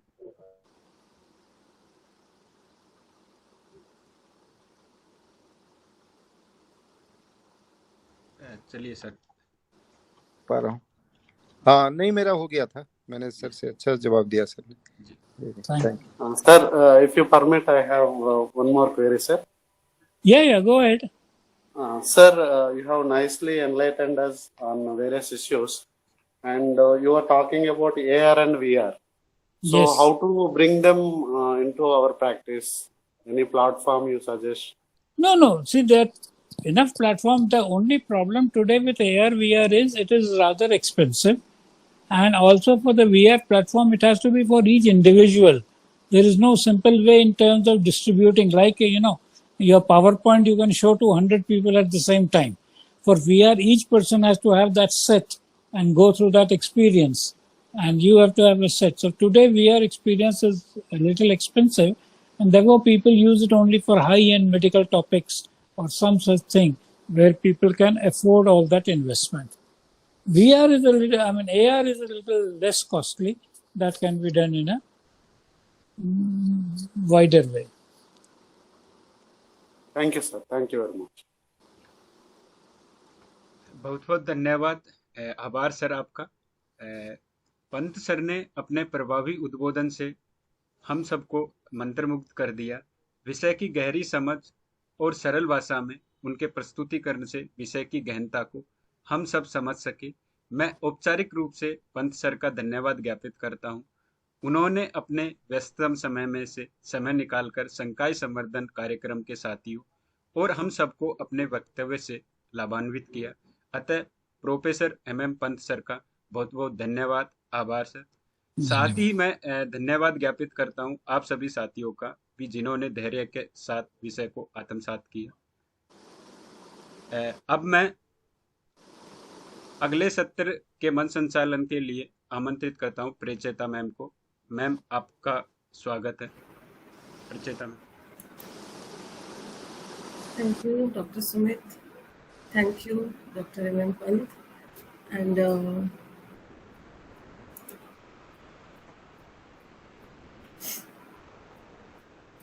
right. Welcome all of you once again. This is the ending day. This is the concluding day. And we are moving slowly towards the conclusion of the FDP. Let's wait for 2 minutes and I'll just check if Principal Ma'am has joined. Kavita Sharma joined? Yes, sir. Has she joined? Yes, sir. She has joined. Okay, then you can start your formal program. Namaskar. It was to start. Namaskar. Thank you for responding to a very, very that's my pleasure. Short notice. I always said that in the crisis, strength help. So she said that, okay, I'll get ready and I'm there. And she is well prepared for the AI and other things. She has lectured to our participant on this internationalization AI and aspects of it. Well, who is Pracheta? You are conducting the program? Yes, sir. I'm going to start. So you can start. Okay, You were to start at 4:15, isn't it?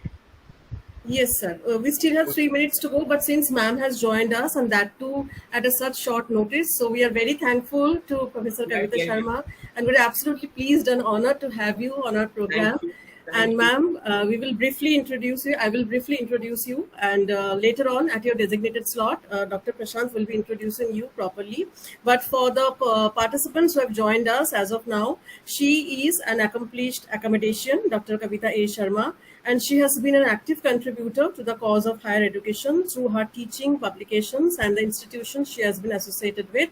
In fact, she had started teaching in 1971 in Delhi University's Hindu College, and she also became its principal in 1998 and served there till 2008, where she took up another challenging assignment as director of India International Center, New Delhi. She has published a number of books, including Internationalization of Education, 60 Years of University Grants Commission. There are more actually, actually there's so many of them. So for an example, her research papers are there on a wide range of topics, including higher education, language, immigration, and identity, culture, and women. She has a PhD degree. She holds a PhD degree in English from the University of Delhi and an LLM degree as well from the University of British Columbia, Canada. She has been a Fulbright Fellow. She was conferred the Indira Gandhi Sadbhavna Award by the National Integration and Economic Council in 2005. We welcome you, ma'am, to be with us today once again. And please stay with us in this program, and we will look forward to your valedictory address at your designated slot today. We will wait for a few moments now in order for our principal ma'am to join. I have already joined, Prachita. Okay, ma'am. Sorry, I did not see that. I apologize. Thank Welcome you, Kavita ma'am. Hello, Namaskar. How are you? I am good, ma'am. Happy to see you here. Yes, I'm meeting you. Yeah, it's a pleasant surprise. Yeah. So, Namaskar, Professor Sharma. Sharma sir. Hi, namaskar. Namaskar, sir. Namaskar. And Professor R.C. Sharma ji also. Professor Reshma. I'm very sorry I couldn't be here for the last, 6 days. So I just initiated this FDP, and then my team took over and I got so busy in other things. I'm very sorry for that. And still I am in Uber. Traveling. Yeah. Just a minute. All right. Ma'am, may I have the pleasure of introducing you to the audience today? Well, all right. So I will introduce our principal, the principal of Lakshmibai College. She is also the program director of this FDP, and she is also the innovator of the community outreach program. I will introduce her briefly to all of you. She has over 3 decades of teaching experience. She has been carrying out academic, administrative, infrastructural, institutional, and social works since 2005. She has publications in national and international journals and books. She has been recipient of various awards at national and international level. For an example, I would like to read out a few awards for all of you. She has received Dr. APJ Abdul Kalam National Dedication Award in the field of higher education 2022. She has received Literary Excellence Award 2020, which is the 12th Asian Literature Festival. She has received Rashtra Bhasha Gaurav Samman 2018 by Parliamentary Hindi Committee. She has been awarded with Best Managed Campus Award 2017 by International Association of Educators for World Peace, affiliated to UN at 38th World Management Congress, which is a moment of pride for all of us. She has received recognition as she was recognized as Peace Ambassador by IWPG South Korea. She has been awarded with Lifetime Achievement Award by WAGE for outstanding contribution in the area of educational planning and administration besides gender development. She has been awarded with Nari Shakti Award 2017 in higher education category. She has been awarded National Achievers Award for excellence in instructional leadership by IIRMA and new initiatives. And she is well known for her contributions, for her tremendous efforts in making our campus clean and green, and for all her administrative duties which she has been doing for a long period of time. And she is also our guide and one of our driving forces behind the initiation of this FDP. Ma'am, I formally welcome you once again in this FDP.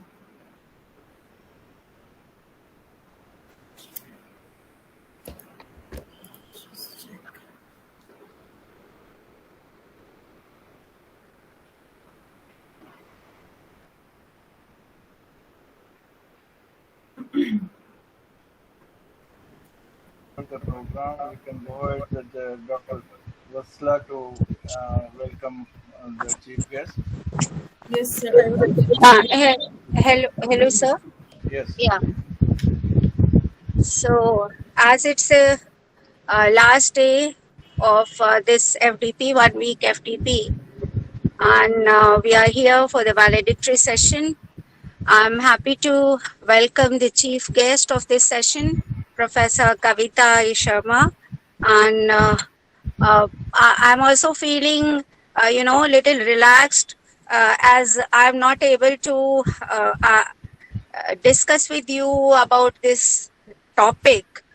Professor Sharma is here, and Professor Sharma, she represents the community of principals also, because she started her career with, I think, as a principal of Hindu College, and she has been the Vice Chancellor of South Asian University, and she's a, she can give you the true message of multidisciplinarity, and she has all the, uh, you know, all the aspects of education she has covered in her life, and still she is so active, and I would have been happy to welcome her in my college physically offline, though she has visited our college. I think 2-3 years back we had an international conference, and that time Professor Sharma visited our college. That program was in Gagi Hall, and today we are meeting online. So I'm happy to welcome you, ma'am. And I'm really happy to welcome Professor G.T. Sharma also, though he is not a guest here. He is the spirit of this, the spirit behind this FTP. And actually, he has been the director and, curator and the inspiration of this program. So I'm happy to welcome you, sir. And Professor R.C. Sharma, also he has been here with us today, and he has been with us, for so long, and we have found him so enthusiastic and so ready to get involved in such things that I'm really happy to welcome him here. Dr. Reshma Watts and other people who are here, though I don't know them personally, I don't have, by chance, I couldn't have any interaction, but I'm happy to welcome them also. And I'm happy to welcome all the participants in this program, and mostly the participants are from my own college, and I have been talking to them, every now and then, off and on. So I'm not new to them, but there are some participants from other universities, colleges from different parts of this country. So I welcome them also to this valedictory session of the FTP Education 4.0, making the teachers future ready. And as we know, this topic has been so important. Only 2 days back, our Prime Minister, when he visited our university for the closing ceremony of centenary celebrations, he also talked about this Education 4.0, because education has to go in hand with the development and the progress of the the world, the industry. So making the teachers future ready is a very important task that has been assigned to the HEIs. As we know that we have to think beyond the current times, and we have to make the teachers also to be so trained that they are ready for any kind of disruption if it happens, or making future ready and every time ready for anything. So this kind of teachers we need now, because the challenge is so high, it's so fast, the pace is so fast that it is really difficult to catch up with the changing trends of this world. So we have already, I'm sure that our participants have been enlightened on such topics like AI and multidisciplinarity in the background of NEP and all. And so this is the last session. So I welcome you all once again to this session. And such senior academicians are there with us. They will guide you more. Thank you. Welcome you once again. You can also welcome Dr. Bakshi. He's going Oh, to sorry. I'm very sorry. Professor Bakshi is also there. Yeah. no, he's So joining at 4:30, I think. yes, sir. I And missed him. Jaswinder also. Yeah. Professor Jaswinder Singh is also there. Okay. So They are going to join soon. I would. Sorry, sir. They are going to join soon because Bakshi is informed that he's joining 4:30. Okay. So I would also like to welcome Professor A.K. Bakshi and Professor Jaswinder Singh. And as we know, Professor Jaswinder Singh is the, principal of Khalsa College, and not only principal of Khalsa College, but he is the president of our Principals Association also. So he is also very senior academician, and he has been guiding us always. So welcome you, Professor Jaswinder Singh, and also Professor A.K. Bakshi.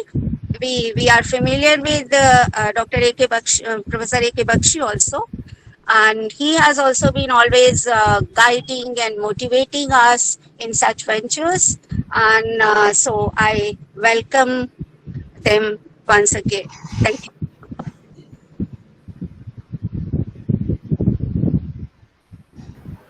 Thank you, ma'am, for your words, which has actually boosted our inspiration for joining, for conducting this FDP.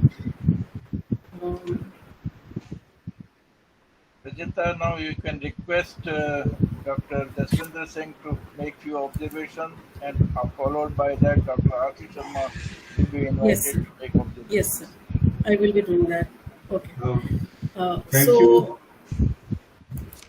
Thank you, Professor Pratyush Vatsala ji, the esteemed principal of Lakshmibai College. Our earlier colleague, Professor Kavita Sharma, she is here. We are so proud that she has joined today. She has been, in the forefront of, the many reforms which we initiated during during the last so many years together, and then she, did her stint at the South Asian University, and also, she has been during this period when she was away from University of Delhi, she has been coordinating with many of us here and there. Professor Vatsala, Professor Bakshi, who is the chairman of our center, and also, he is he was a professor in the University of Delhi, and also, a leading teacher trainer in a certain sense when the new technology was adopted at various levels. Especially, our group contributed significantly when the national education policy was being formulated. Because we were doing this kind of work, the writing the e-content, preparing the teachers for the classroom handling, and also we before that we had already developed the MOOCs and contributed in various other forms, which I don't want to give in detail here because it will consume too much of time.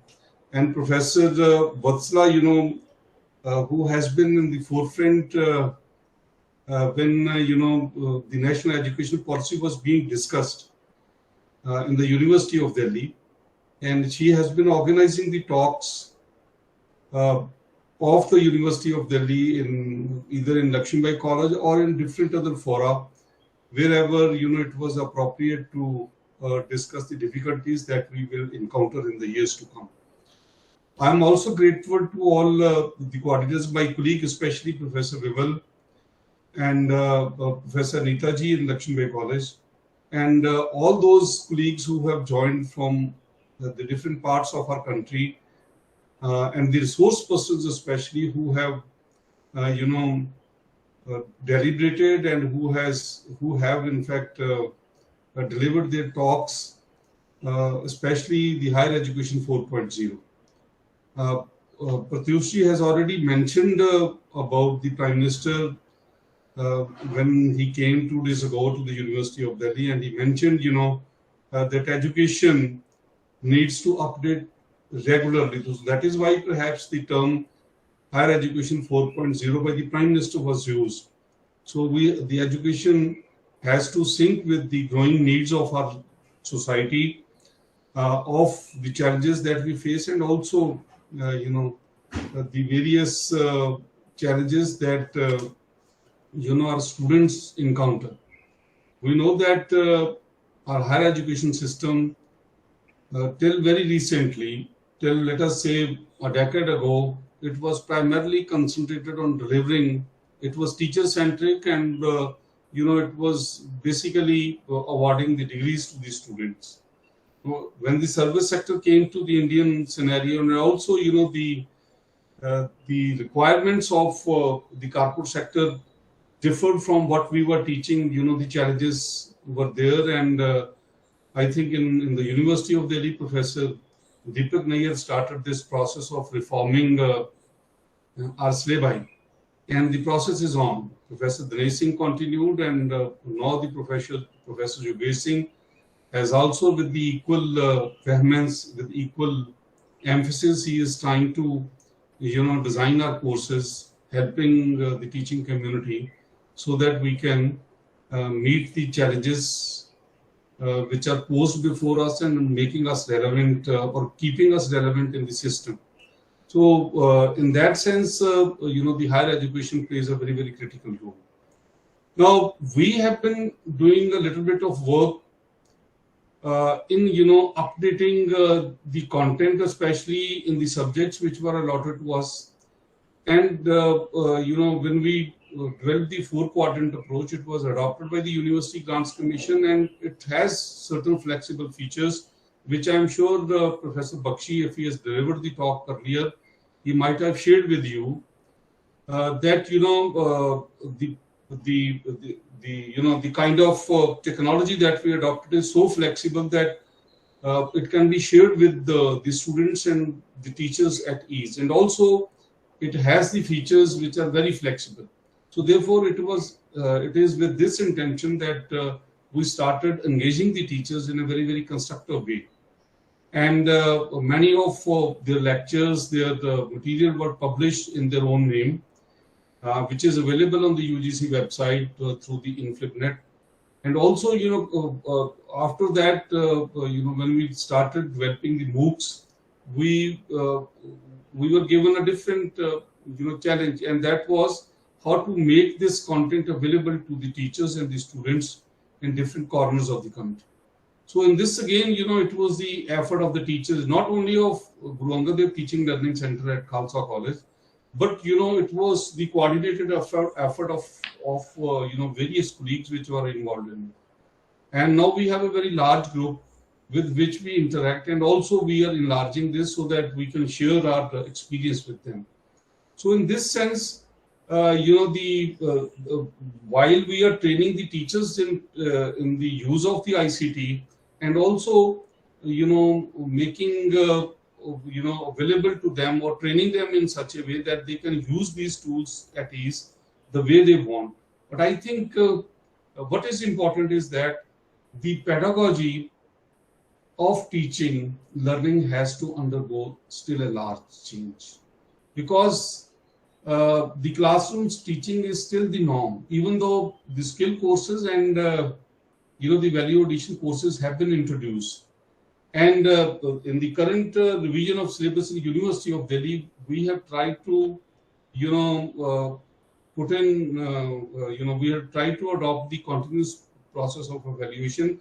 But I think the methods of assessment still need a large revision. We were during the last 2 weeks, me and Professor Vimal were in England, and we have tried to understand, how they are, assessing their students, how, what kind of assessment. Sir, you are not audible. Sir, I am not audible. No, Pracheta. Sir, He is very much audible. Very much audible. Okay, so he is audible. He is audible. Ma'am, kindly check your, He is audible. I am able to hear you. Okay. Yeah. in this, during the last 2 weeks, we had requested the universities abroad that how are they, assessing their students, and also, how their students are employed in the corporate sector. So India is opening up in a very big way, and the education has to transform in a very, very radical way, in the sense that it is not only the pedagogy, but I think it is the entire exercise of assessing the students also and making them future ready. It is quite possible, many of the jobs which will be available after, let us say, 10 years, we are not even aware of them. So therefore, the students need to be prepared to face those challenges. Nobody thought that artificial intelligence or such like, methodologies will come out so soon. Even though people were talking about it, but we were not aware of this. So, but the chat GBT or the use of, the artificial intelligence also has to be used in such a way that the human mind and the research which is actually available, that should form the basis of this. So I will not go beyond this, but I'm sure I want to congratulate my colleague, Professor Pratyush Vatslaji, for starting a course on, this FDP on higher education 4.0, because this is what we have to prepare ourselves. And I'm sure, the teaching commitment in India is not less. The only thing is that we have to change our styles. We have to, make the teacher and the student relationship much more smoother than what it is today. And also, help the students in giving them a lot of confidence that yes, they are relevant. It is not that if they are joining the graduation or the post-graduation, they will not be employed. This era, this concept of uncertainty has to go from the system of education, and that would be possible only if we develop our courses, design our courses in such a way which are required by the society, which are the needs of the society, and they tune up with the requirement of the different employers. So in this sense, I'm sure the teachers might have benefited. On I, on behalf of Khalsa College and on behalf of Guru Angad Dev Teaching Learning Center, which is the center allotted to us by the Ministry of Education, would like to place on record our gratitude and thanks for all the coordinators of the two institutions, of all the institutions which are here, and also the participants especially. And I would request them to give their feedback to us. We have our own Telegraph group. We would request you to register on that and be a part of this exercise. And also, we will help you designing your own teaching kits so that you are much more comfortable when you face large classes or when you face even the shorter classes, but it becomes much more manageable. I would like to express my gratitude to Professor Kavita ji, Professor Bakshi, and all others who have joined today for this program. Thank you very much. Thank you. Thank you, sir. Indeed, we are the ones who are grateful to you for your valuable presence today, for taking out your time today. And we will definitely keep in mind your suggestions regarding the feedback and all the constructive structures which you have presented before us in order to make teaching kits for the teachers, as well. All right. Thank you, sir, once again. And now I will move on and I will invite Dr. R.C. Sharma, sir, who has been taking care of all our technological problems and who has been guiding us with all of whatever knowledge he has regarding logistics and etc. So, sir, I formally welcome you once again today in today's session, and I will introduce sir for all of you once again.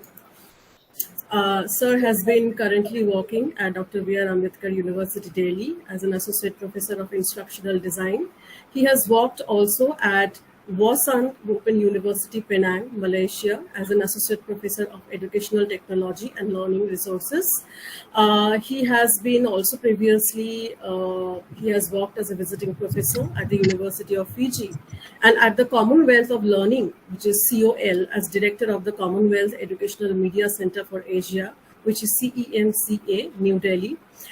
Between July 2009 to June 2011, he has also served as the Director, Distance Education, Institute of Distance and Continuing Education, University of Guyana, Georgetown, Guyana, which is South America. He has served the Indira Gandhi National Open University, India from 1996 till 2014 as Regional Director of 6 regional centers and Deputy Director for its Defense Unit. He has taught information technology, educational research and statistics, educational measurement and evaluation, psychodynamics of mental health courses for the B.Ed and M.Ed programs. He has conducted training programs for the in- and pre-service teachers on the use of multimedia in teaching and instruction. I welcome you, sir, to deliver your talk today on the use of technology. Thank you, Pracheta. This echo is coming from... In case you have joined from 2 devices, that could be the reason. Otherwise, I think somebody is using 2 devices. Yes, sir. Put one on it happens because of that. Kindly mute one of the devices.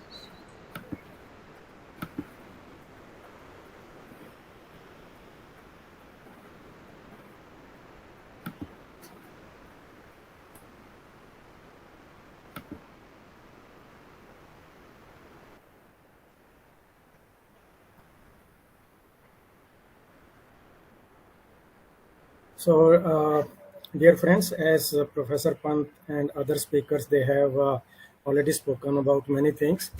And as we all know that we are living in a time of unprecedented technological advancements.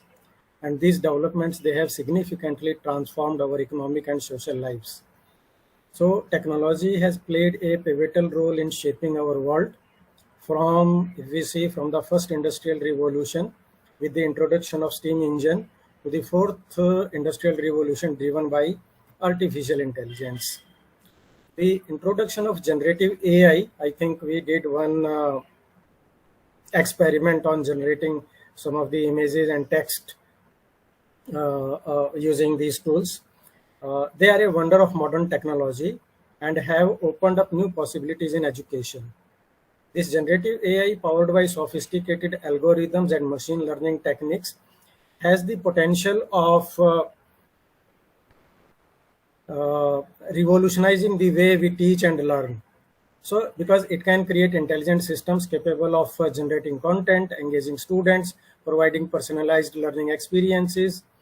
And this technology can enhance the efficiency and effectiveness of education by making this impact on individual student needs and preferences.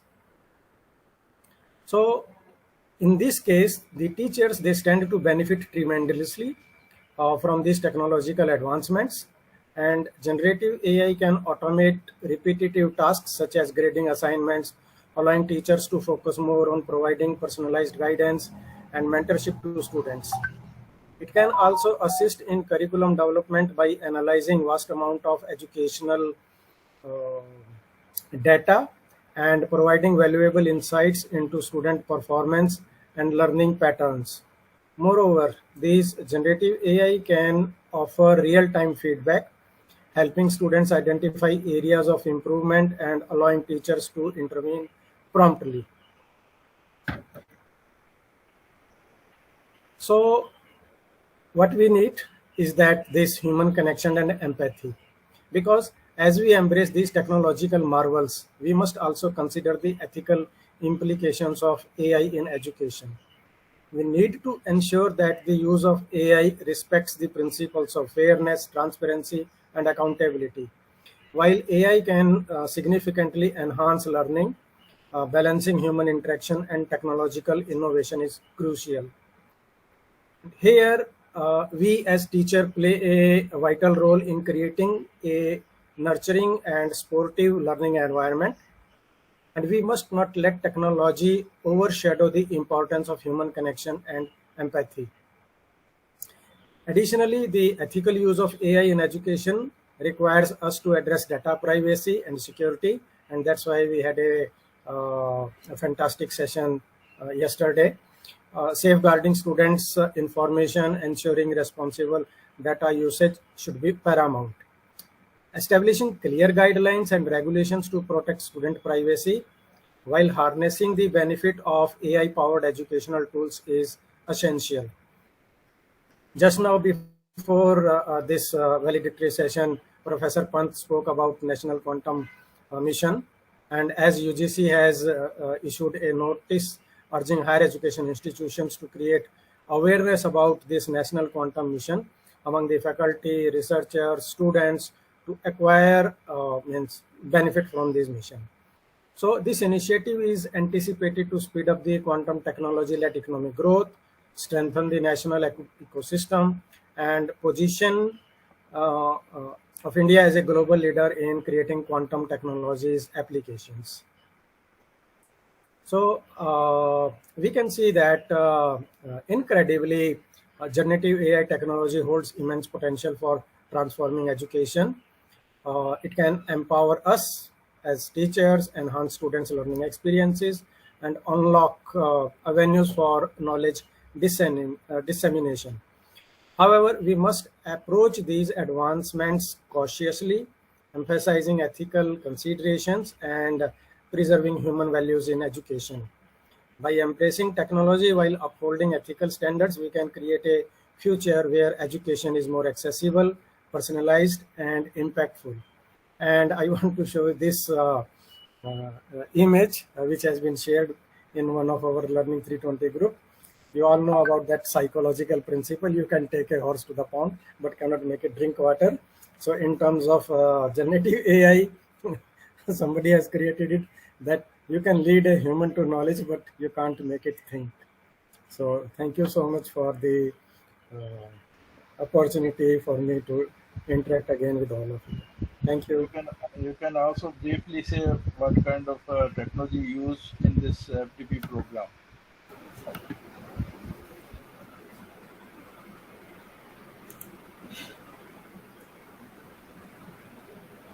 Sir? You can also briefly say what kind of technology used in this program. Okay.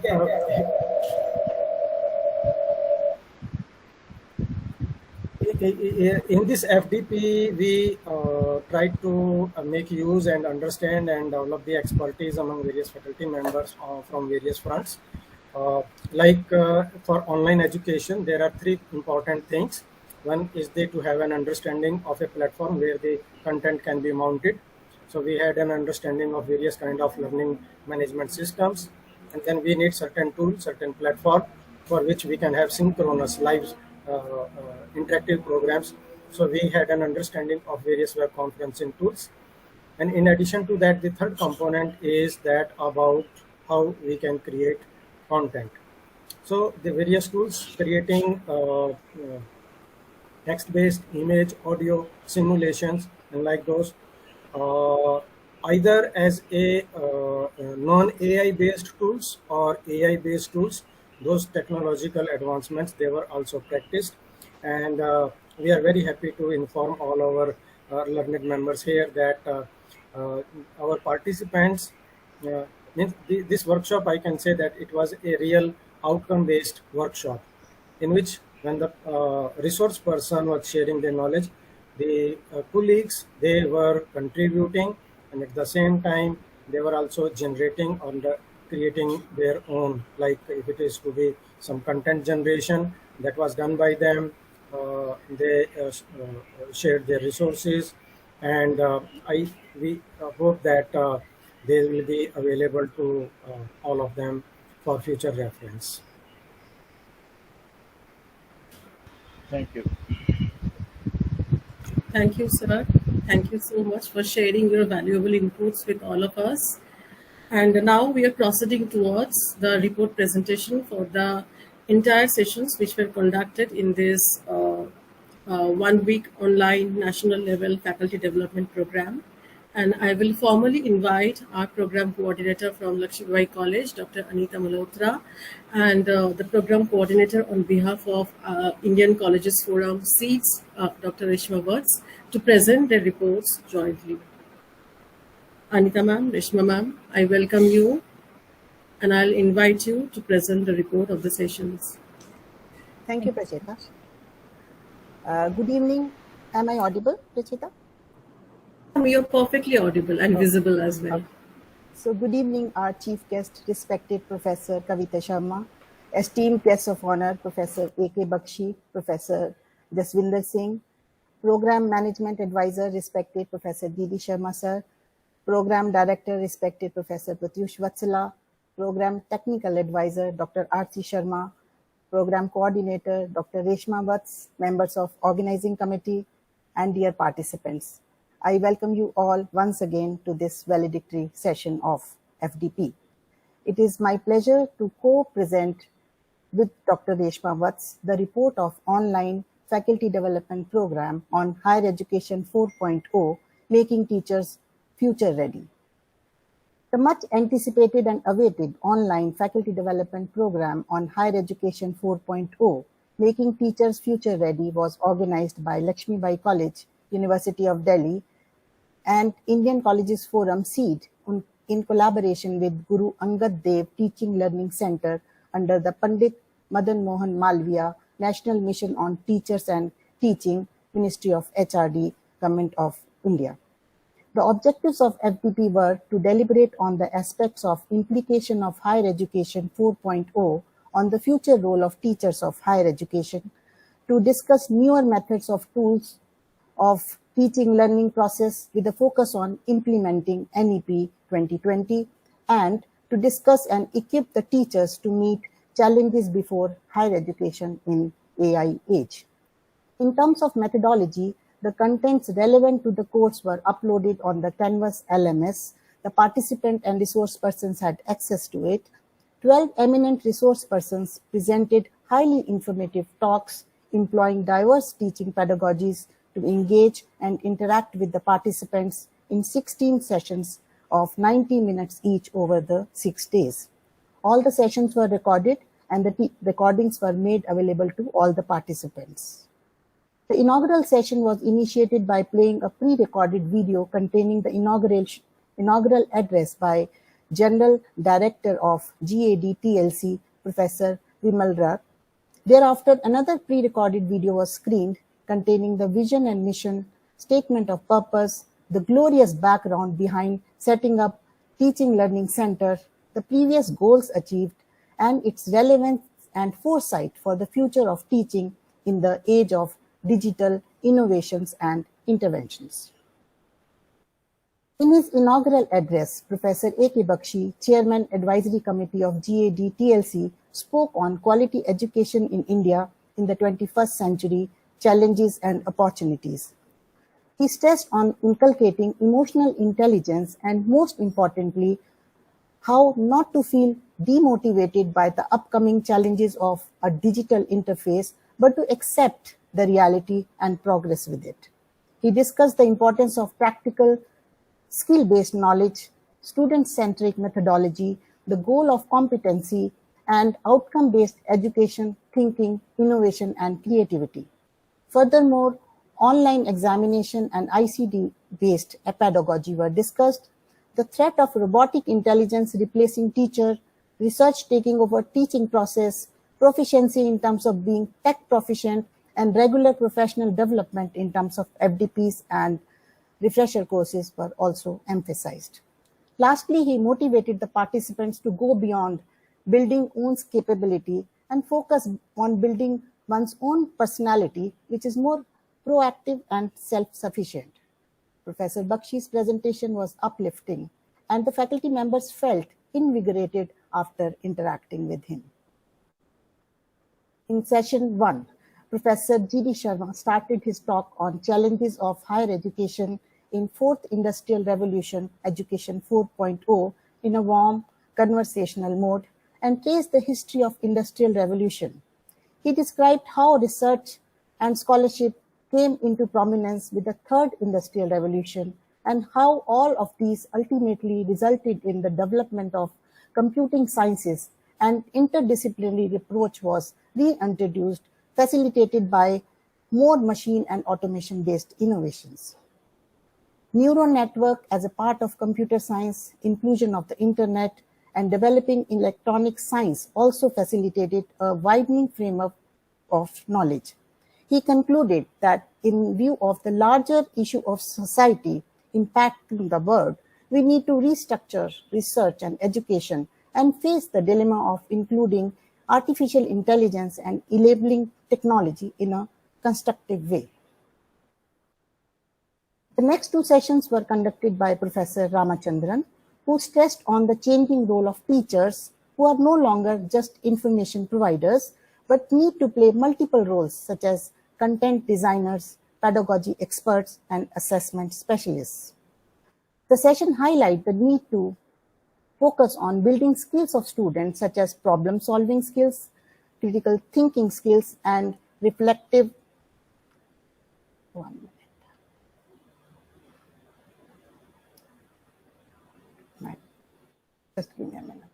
and reflective, effective communication in the real-world scenario.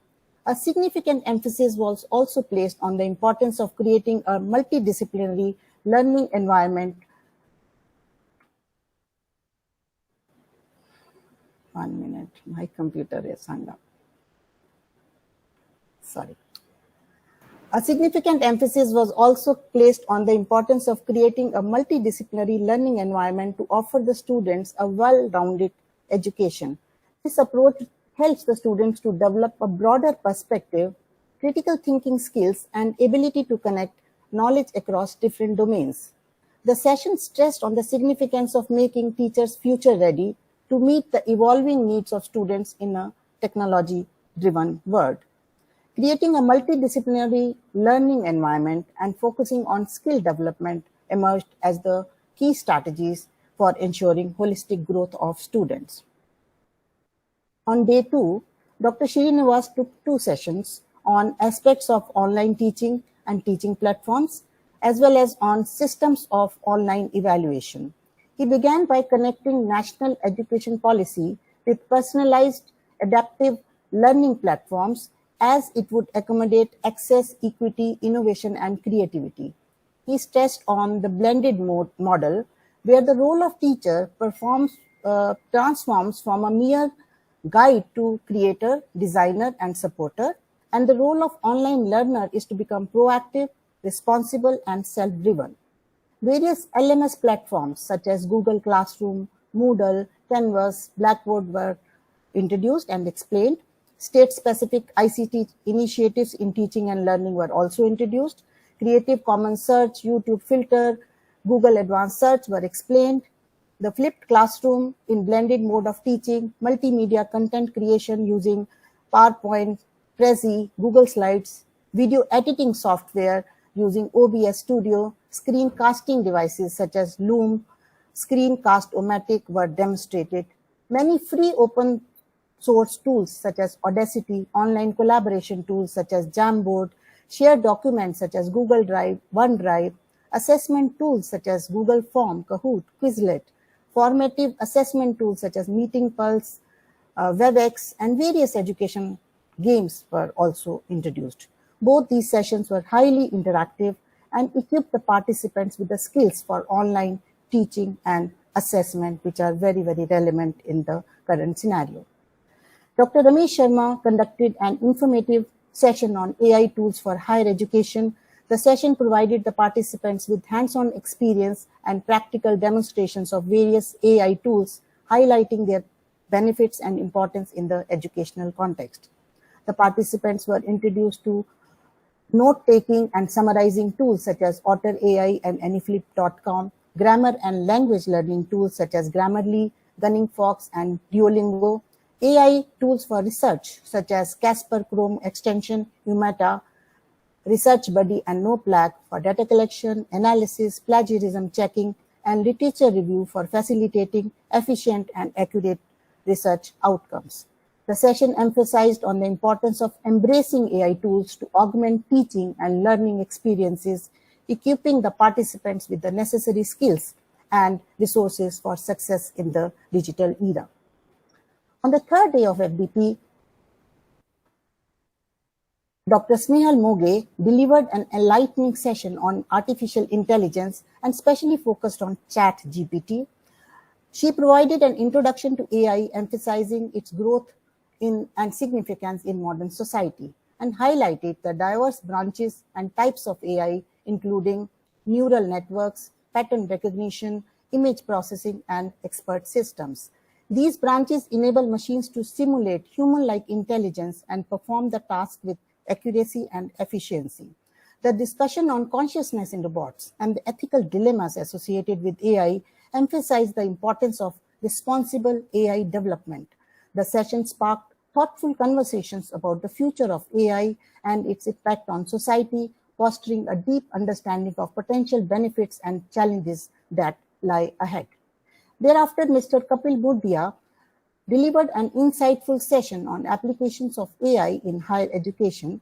The session delved into the key elements of AI with a focus on machine learning. Mr. Mudhia explained how machine learning algorithms work and also deliberated on their ability to analyze data, identify patterns, and make predictions. He elaborated on AI-powered tools and applications that personalize learning experiences, provide real-time feedback, and facilitate adaptive learning. To deal with the challenges associated with AI in education, Dr. Mudhia provided practical suggestions, such as the need for robust protection measures, transparency in AI algorithms, and ongoing monitoring and evaluation of AI systems. The participants were encouraged to explore the transformative potential of AI in higher education and embrace the ethical practices to ensure its positive impact on teaching learning processes. The third session on day 3 was UNESCO guideline for use of ChatGPT 3.5 in higher education, and a vigorous talk on this extremely topical issue was taken up by none other than Professor G.D. Sharma. He emphasized that ChatGPT is to be applied within different parameters of higher education, learning, research, administration, and community engagement to improve the quality and scope of these aspects.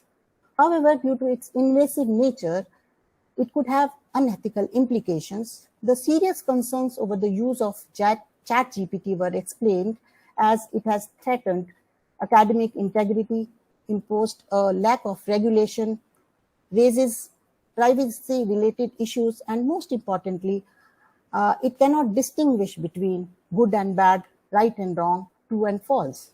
Professor Sharma deliberated on the 7 recommendations published by UNESCO regarding the uses of ChatGPT, and these were a system-wide vision and strategic priorities, overarching principle of AI and education policies, interdisciplinary planning and intersectoral governance, ethical, inclusive, and equitable use of artificial intelligence, master plans to use it in teaching, learning, and assessment, pilot testing, monitoring, and evaluation, and finally, fostering local AI innovations for education.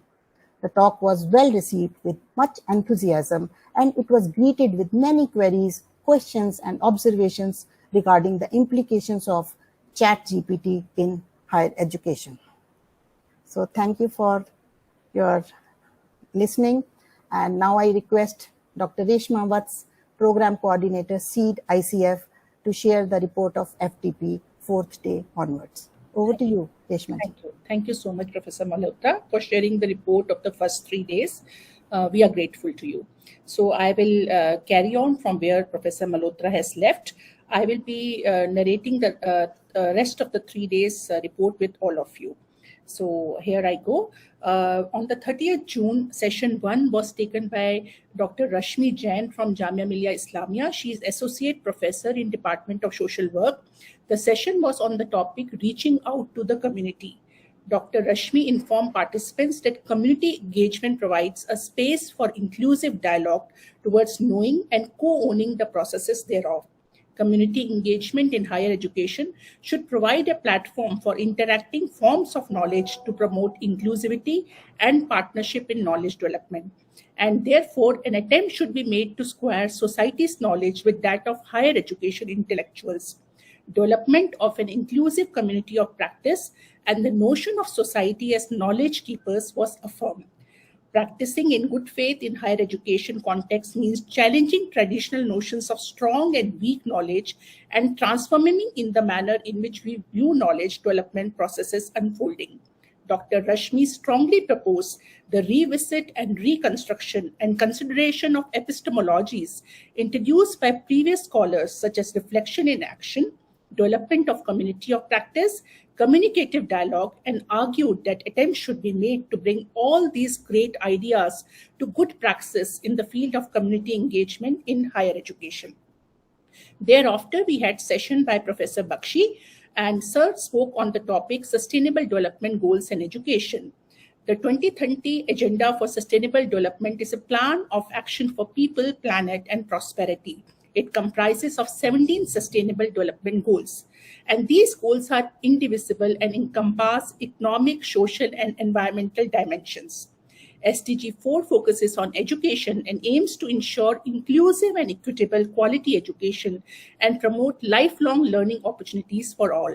The challenges and opportunities for scientific effectiveness of educational research in the 21st century form an historic and evolution perspective. Professor Bakshi emphasized the aim of educational research in general to make education an effective profession in shaping the new generations of citizens and professionals. In general, the areas of challenges of effectiveness in educational research are linked to the political nature of education, the problem of definition of educational research as a science, and the dislocation between educational research and practice of education. So, Sir said that we have to become responsible to fulfill the needs of useful knowledge regarding the following areas, which means educational practices to teach students, student learning, social dynamics of education, the problems of education, the management of educational institutions to direct teachers' role to the achievement of educational goals and objectives. And he's emphasized that we understand that this knowledge to improve the educational process eventually would impact effectively the development of our country. And thereafter, we had session 3. This was on a very interesting topic called Neuroscience and Education, Enhancing Critical and Analytical Thinking. This was taken by Engineer Rahul Agarwal, and Sir stressed the importance of a simple model of the brain and its 3 layers to screen rational and emotional aspects. He discussed the relevance of emotional intelligence in the technological-driven area.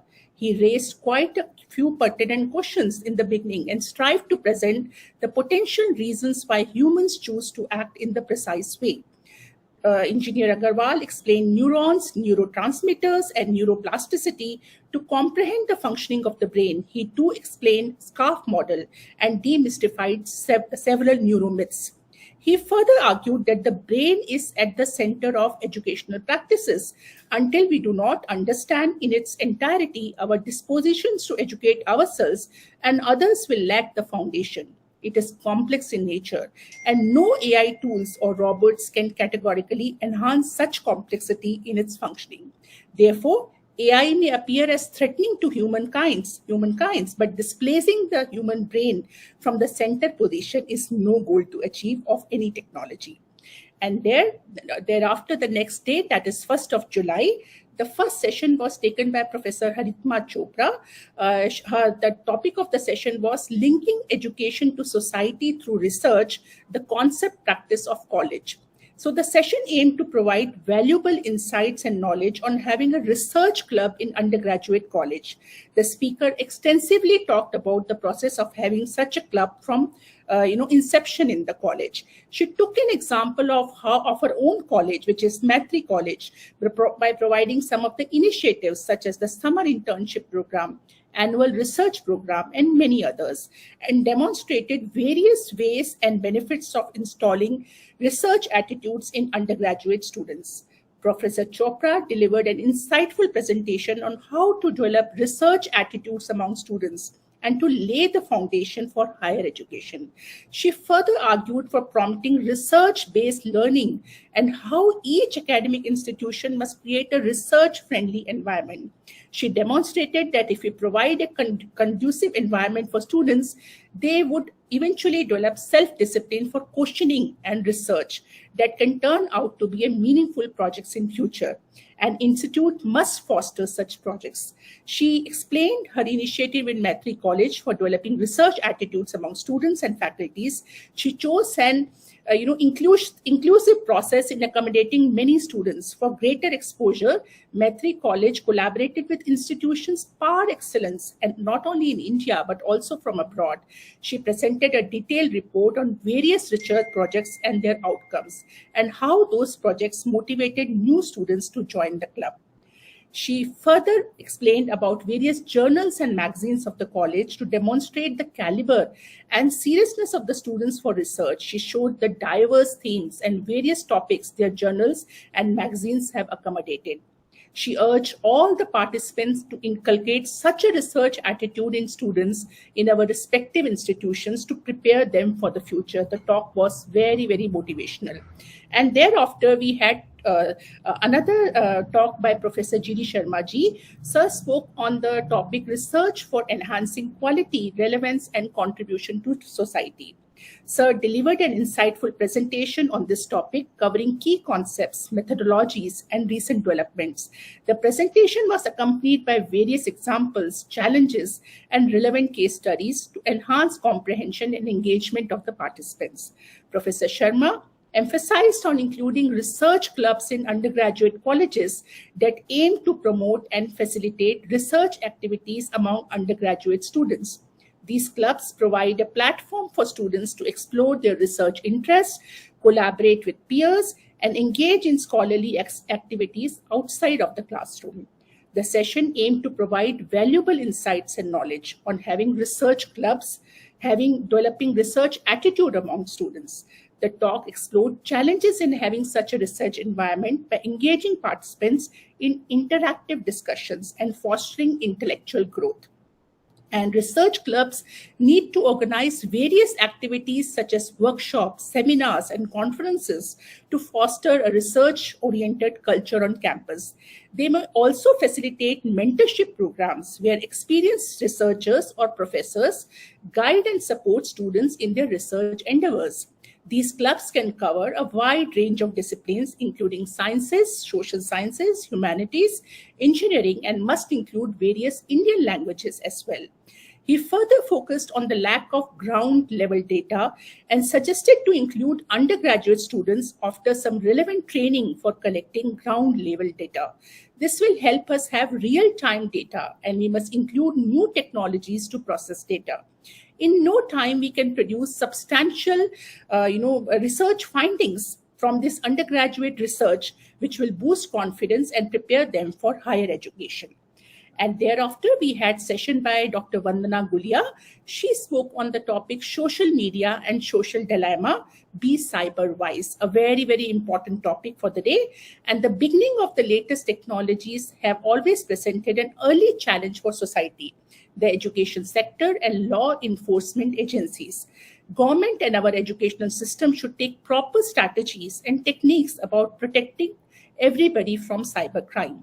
Youth and people who are using the internet frequently should take preventive measures like work safely and carefully, increase awareness level, develop their mental ability and perception level for protecting all kinds of cyber crimes.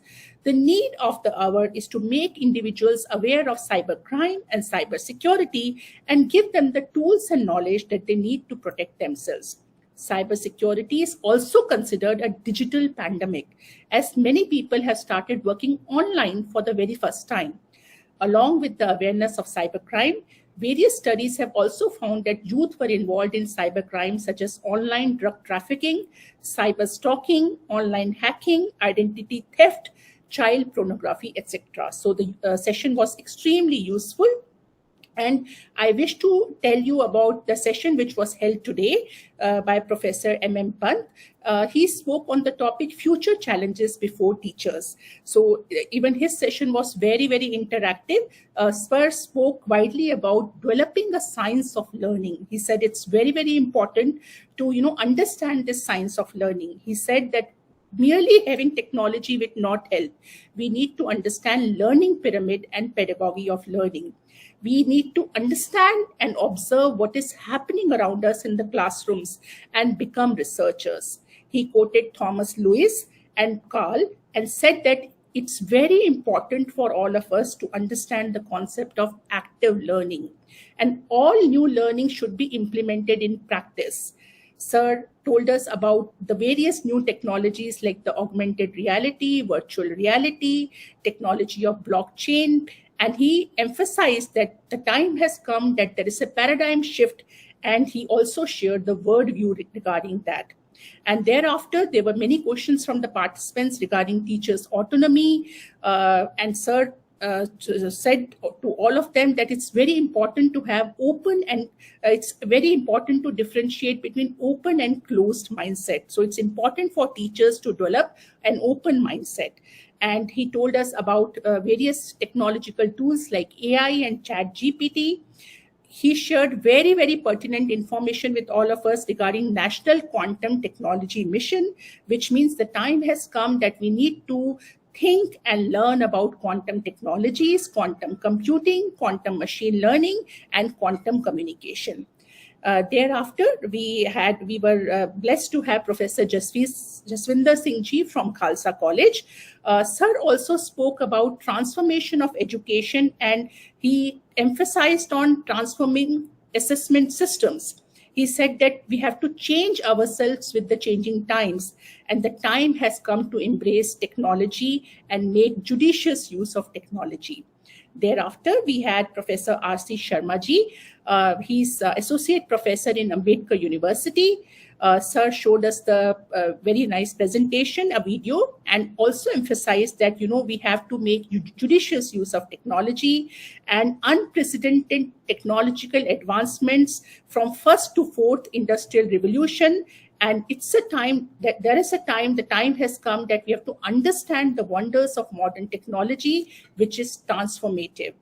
He also informed us about generative AI, and in all these AI transformations and technological transformations, how important it is to have human connectivity and empathy. And we need to also understand the ethical use of AI. Professor Sharma also emphasized on the National Quantum Mission, which was told to us by Professor M.M. Pant. So we are thankful to all these speakers who have given their valuable time to us in this duration to encourage and motivate our participants to learn all the latest development in the fields. So we can say that all the learning outcomes of this FTP have been effectively met. The learning outcomes like to understand the challenges of higher education in fourth industrial revolution, which is education 4.0, why and how of multidisciplinary orientation, and what are the strategies that we can do to implement multidisciplinarity in our colleges and universities. We had sessions on aspects of online teaching and teaching platforms, systems of online evaluation and assessment, AI tools for higher education, open AI, Chat GPT, application of AI in higher education. So all the topics, relevant topics, which are very, very important for a teacher today were covered. We also had session by Professor Sharma on UNESCO Guide for Use of Chat GPT, and a very, very important session which was reaching out to the community, sustainable development goals in education, neuroscience and education, and social media and social dilemma, be cyber-wise. So we covered various range of topics which were very, very important for today's teacher to survive and thrive in the education 4.0 era. Thank you so much. Here I complete my report. Thank you so much. A very good evening to one and all present here. I hope I am audible. Yes. Thank you, ma'am. Thank you so much. I would like to extend my heartfelt appreciation for your exceptional presentation on this faculty development program and its impact on equipping teachers for the future. On behalf of the entire audience, I express sincere gratitude for your hard work and dedication. And we look forward to witnessing the positive transformations that will result from the implementation of this higher education 4.0 program. Once again, thank you, both of you. As we constantly strive to improve our programs and ensure their effectiveness, we believe that gathering feedback from participants is crucial. Your insights and observations will provide us with valuable information that will help us enhance the quality and impact of our future initiatives. I kindly invite you to share your observations and feedback regarding this program. Your input will help us understand the strengths of this program and areas where we can make improvements. We value your perspective and would be grateful if you could spare a few moments to share your thoughts with us. First, I would like to invite Ms. Sabari Sarkar from Shillong. Ms. Sabari Sarkar from Shillong. नहीं ज्ञान का कोई अंत, बूंद बूंद बाटो तो तृप्त करे और भंडार अपना और भरे। है आकाश अनंत, पाकर ज्ञान हर पंछी स्वच्छंद अपना उड़ान उसमें भरे। A very good evening to one and all. I would like to thank the organizers for organizing such a wonderful and informative faculty development program. I would also like to thank the resource persons for the informative sessions, from challenges of higher education to implementation of multidisciplinary.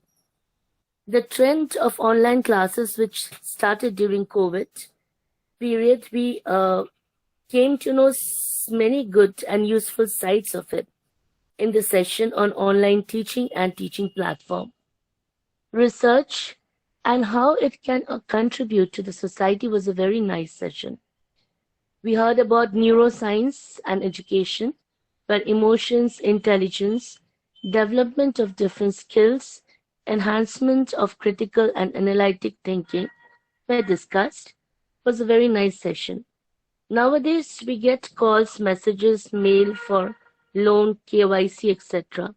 And the session where cybercrime related to these and institutions and cybersecurity was discussed was very informative and alarming for us. Then we heard about AI and ChatGPT and their use in higher education and research. Their advantages and threats related was an alarming session and was for us was really motivating and alerting also. We have to use them in education, keeping in mind and trying to overcome the threats related. Then today's session on active and passive learners. Then quantum mission was a very interesting session where many different areas were touched. So, with the hope that we teachers will share the knowledge we gather and learn with our students and help them to build strong wings so that they grow and have overall development and can fly in the infinite sky. With this hope, thank you so much. Thank you, ma'am. Thank you so much for sharing your thoughts with us. Now I would like to invite Dr. Radhika. Thank you so much for giving me, I hope my voice is audible. Yes, yes. Yeah, thank you so much for giving me this opportunity to share my observation and feedback. I would like to express my sincere gratitude and also want to congratulate the organizing team, including program management advisor, program director, program coordinator, and academic organizing committee. I found this FDP wonderful because I personally feel that it has justified the title, that is Higher Education 4.0, which talks about the integration of technology and machine learning, artificial intelligence, chat, GPT, etc. Basically related to the paradigm shift. Paradigm is basically the world view, how the way in which the world view is shifting. We as a teacher also need to shift the pedagogical aspect. So from this FDP, I want to reflect on three important aspects which is related to paradigm, that is ontology, which refers to the nature of meaning, epistemology, which talks about the knowledge, methodology, which talks about the methods which basically we use in teaching learning process. So this FDP actually helped me to think all these aspects, because we as a teacher, the teaching learning process will be effective only if we are able to accommodate and change according to the need of the society and need of the learner. So if the learner, if their mind, if the brain is evolving with the new technology, then we as a teacher also need to change accordingly, so that we can meet their expectation and we can justify with the role of a teacher. So there are new things which I have learned from this workshop. For instance, the differences between multidisciplinarity, interdisciplinarity, and transdisciplinarity, difference between technology of education and technology in education, and also the important role of as a teacher, as a facilitator, we need to create an environment in the classroom so that the learners are motivated to learn new things, to acquire a new knowledge. So there are certain important tools with which I was not aware, especially AI tools, chat GPTs, tools like TalkPol, Duolingo, Casper, Research Buddy, etc., which are very important for the research. And also there are certain work sessions which was not only useful to us as a participant but also to our family members, especially the one which was which we have attended yesterday, related to the cyber related issues, how we can protect ourselves to get trapped into all these of cyber crimes, etc. And also I like the activities which was done where we were asked to have a discussion, group discussion, and also to how we can relate our knowledge to the community level, how we can be useful to the community, because until and unless the knowledge, the learning which is taking place within the classroom, it has not been implemented in the real life, I don't think so there is a real outcome of any knowledge.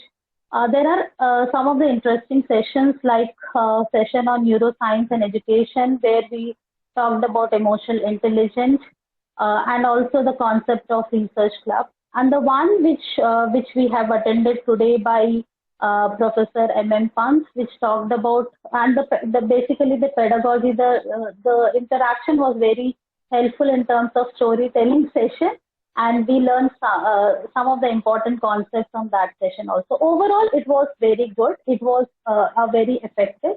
Certain changes which I would like to propose is that I feel that the time framework of this FDP can be extended. So instead of having just 1 week, 6 days, it can be 15, because I felt there are certain sessions where there can be more scope of hands-on activity, experiential.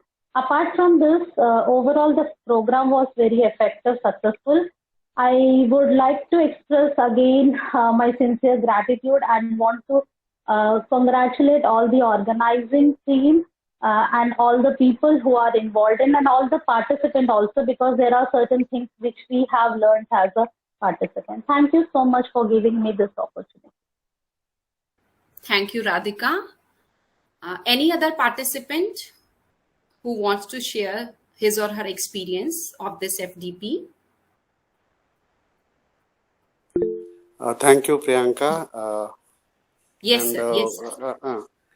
Thank you, all the organizers and eminent professors. They have enlightened us on various aspects, and truly it is, very enriching experience. And I would like to say the way we look into AI and technical advances that changed, and this will help us, not only us, our students as well. And I would like to thank all the eminent professors for their contribution of knowledge. And I thank organizers again for such a wonderful program.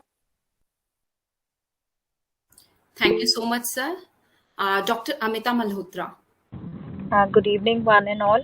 To begin with, I would like to congratulate our college and also GAT TLC for giving us this collaborative opportunity, and the organizing team for such a fruitful session. One thing I really appreciate about this program is the varied resource persons that we had, right from corporates to social work to, we can say, cybersecurity experts, and of course academicians. So the varied fields from which the resource persons were is commendable, and also I would say that I feel I am actually future ready, or I have actually been equipped to, the various avenues that it has opened for us, and there's so much to explore. Of course, one takeaway is that technology is here not to compete with us, but to assist us and to complement us in our profession. So I'm going to take this away with me as a learning lesson, and a few things that I would like to, it's just my opinion. I don't know whether others feel the same or not. One thing, if we could have small breaks between the session, just a 5-minute break, that would be appreciated. Another thing, that if there is any reshuffling, then that can be posted maybe in the group, because if certain area is of interest, then somebody may, that can always be done. There can be prior intimation about any rescheduling or any reshuffling of the sessions. One can make ourselves available accordingly. And that's it, and congratulations, and thank you so much. Thank you, ma'am. Thank you so much. Any other participants? So now I would like to invite Professor, Kiran Varun, ma'am. Hello, am I audible? Yes, ma'am, you are very much audible. Hello, everyone. I'm Dr. Kiran Varun from Department of Philosophy, Lakshmi Bai College, University of Delhi. First and foremost, I would like to take this opportunity to extend my sincere thanks to Lakshmi Bai College, University of Delhi, Indian Colleges Forum, SEED, and GAD TLC for coming up with this FDP on higher education, making teachers future ready, which is certainly need of hour. I feel that today, with fast track technology impacting and influencing the education sector immensely, it becomes categorically necessary on our part as educators to be very well equipped with all kinds of technical resources, which is completely changing the ways and means of pedagogy in 21st century today. Abundant thanks to all our resource persons for their valuable guidance in all the topics covered in this FDP, and heartfelt thanks to the organizing team for their continuous effort in ensuring the smooth running of this FDP. Thank you so much. Thank you. Thank you, ma'am. Mani, ma'am, you want to share something with us? Thank you, Priyanka, ma'am. Good evening, everyone. First, I would like to pay my gratitude to the organizing team and sincere regard and gratitude to the resource persons. I would just like to say a few words because many of the things have been shared already. Earlier, when I had joined this FDP with this topic, higher education 4.0, making teachers future ready, I was very confused that what I'm going to get or take away. But of course, I'll say here that at the end of this FDP, I feel myself quite empowered with various kinds of knowledge in AI and the use of the multiple use of the technologies. How can I use these things to empower my teaching capability and to engage my students in my subject? So that's all became possible because of such a friendly environment given by our coordinators, where I felt free to ask any question anytime. And of course, our resource persons like Professor Bakshi, Professor Sharma, and Professor R.C. Sharma, sir, and all of the resource persons who not only gave us the in-depth knowledge, but also with over the period of this FDP, they continuously encouraged us to be a quite capable, empowered teachers ready for the future challenges to come ahead. So thank you so much, everyone. Thank you. Have a nice day. Thank you, Mani ma'am. Now I would like to invite Professor Alka Harneja from Commerce Department, Lakshmibai College, Delhi University, to share her feedback or experience of this FDP. Good evening, everyone. Am I audible and visible? Yes, ma'am. Good evening, One ma'am. and all. So respected professors and all my fellow colleagues, I extend a very warm welcome to you, as well as extend my gratitude and sincerest thanks to all the organizing team for putting up such a wonderful FDP. They have unlocked the doors of uncharted territories for me, at least. It might not be for others, but on the verge of retirement, I have learned new technologies, and I was afraid, I was fearful whether I'll be able to use them. But today I did open up ChatGPT and typed in something like 60 to 65 years age teachers, how will ChatGPT help them? And it came up with something very unique. It said your expertise and that tech can merge together to make you into a wonderful teacher. So I think ChatGPT, AI, all these tools are there to enable us. And as a role model for my younger colleagues, I think I should also learn what they are learning. And the 3 years remaining of my teaching life, I think I should give to my students what they deserve in the 21st century. So thank you so very much, all the organizers and the professors who have shared their resources with us, their knowledge with us. Thank you so very much. Looking forward to another FDP like this very soon. It was very, very enlightening, informative session, time well spent every evening, 2:30 to 7. It was really a time well spent. So thank you once again. Thank you. Thank you so much, ma'am. Thank you. Am I audible? Yes. Okay. Thank you, sir. Thank you all for your active participation and for sharing your valuable observations. I want to express my sincere gratitude for your openness, honesty, and thoughtful observations. By sharing your observations, you have not only contributed to the success of this program, but have also demonstrated your commitment to advancing our collective knowledge and growth. Once again, thank you for your valuable insights and for being an integral part of this online program. Thank you so much, dear participants, for being with us. Now I would like to invite Prashant. Prashant, over to you. Thank you, Priyanka. So now I would like to invite Dr. Kavita Sharma. So before I hand over to her, let me tell a very interesting story. So when I joined Hindu College back in 2010, 2 years back, Dr. Kavita Sharma left the college. But even after that, we kept sharing stories about how efficient she was as a principal and how academically sound she was in her thing. So I just wanted to say that even if she was not there in Hindu College, we had a lot of stories. My 3 years in Hindu College hostel, I kept hearing how she made the whole institution. She took the whole institution to new heights. So now Pracheta has already introduced her. Let me just point out her the academic achievements. She is currently president South Asian University in New Delhi. She was teaching, as I already mentioned, in Hindu College, Delhi University, for about 37 years.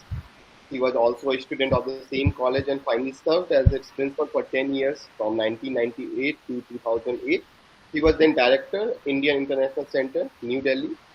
He is life member of several prestigious associations and institutes, including Indian Association of Canadian Studies, Indian Law Institute, Association of Comparative Literature, and Indian History Congress.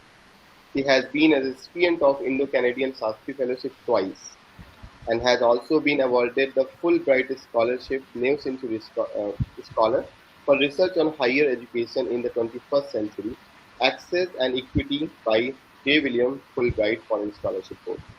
He has several published books to her credit, including Windmill of the Mind, Queens of Mahabharat, Birds, Beasts, Men and Nature in Mahabharat, Internationalization of Higher Education, an aspect of India's foreign relations 2008, 60 years of University Grant Commission establishment, growth and evolution, and Hindu College Delhi, a people's movement.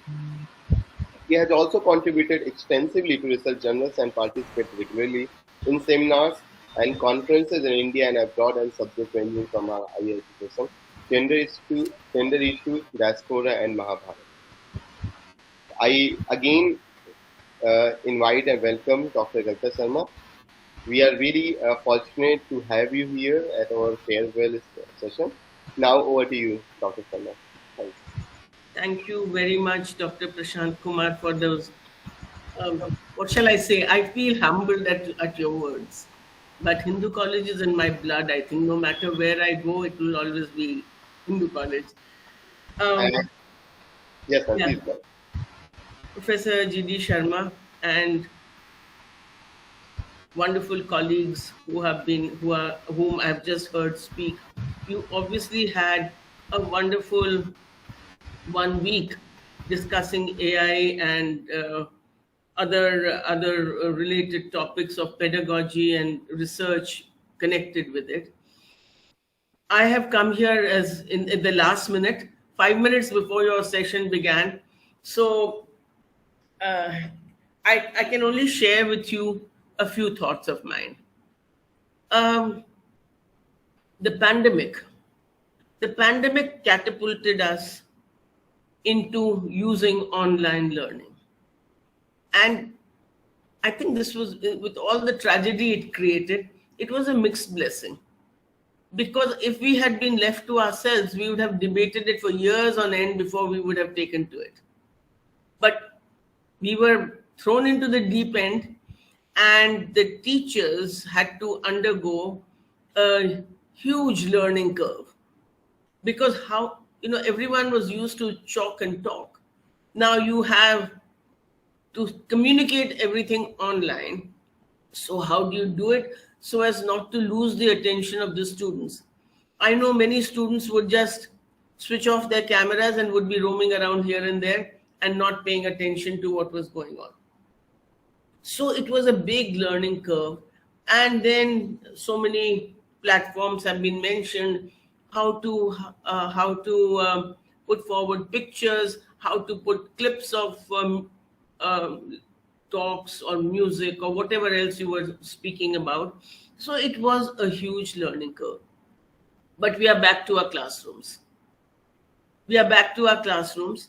And although we have a wonderful national education policy, but our classrooms, in spite of everything, are, according to me, still belong to the industrial age. You still have the teacher standing in front, wielding authority, and the whole bunch of students in front of her or him.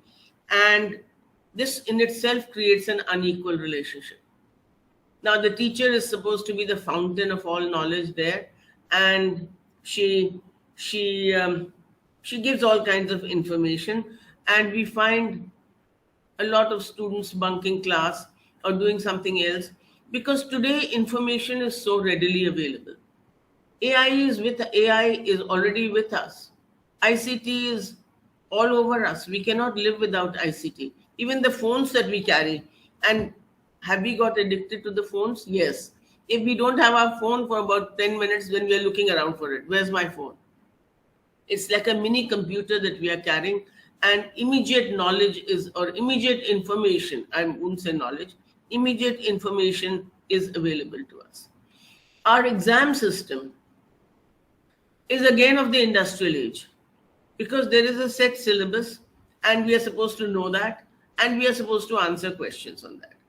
It leaves very little room for innovative thinking, and given our numbers, it also leaves very little room for the examiner to actually spend time appreciating a script which is different from the others. Now, NEP is trying to bring about some changes. It is trying to get rid of the rigidities of our system, right? Broad-based education. One colleague said Deepak Nair started it, which is true. And did he face resistance? Yes, he did. When he demanded that the humanities students must also do a couple of papers in science, he faced a lot of resistance, and vice versa, that science students must do some papers in humanities. We've come a long way from that. Today in CBSE, streams have been abolished. How it will work out, we don't know. Streams have been abolished, and you are free to take whatever subjects you want. And then with the Central University entrance exam, you're free to choose whatever you want. Central University entrance exam, given the numbers in itself, is a miracle of ICT and AI. So now, when I first met with ICT and AI and robotics, I went 7-8 years ago to a conference in Malaysia. And there were two scholars from Singapore talking about the use of robotics and AI. And it was really a frightening scenario, because what it amounted to was that the jobs as we know them today will be lost. Most of the mid-level jobs will be lost. I mean, even the doctors, except for a very serious condition, you will not need to go to the doctor. All our records will be with the doctor. The doctors can be interconnected according to their specialities, and you can get a diagnosis at home. Now, already today, for example, in medicine, robotics is being used for surgery. I have been to small tier 2 towns, tier 3 towns, where they don't have the facilities, but they beam the mode of doing the operation onto a big screen, and the doctor follows that, and so provides a larger degree of service than would be otherwise possible. Lawyers, we will not need lawyers, so many lawyers, except to fight very complicated cases. Chartered accountants, all these jobs will be lost. We could also live in a world where the cars are driverless, the trains are driverless.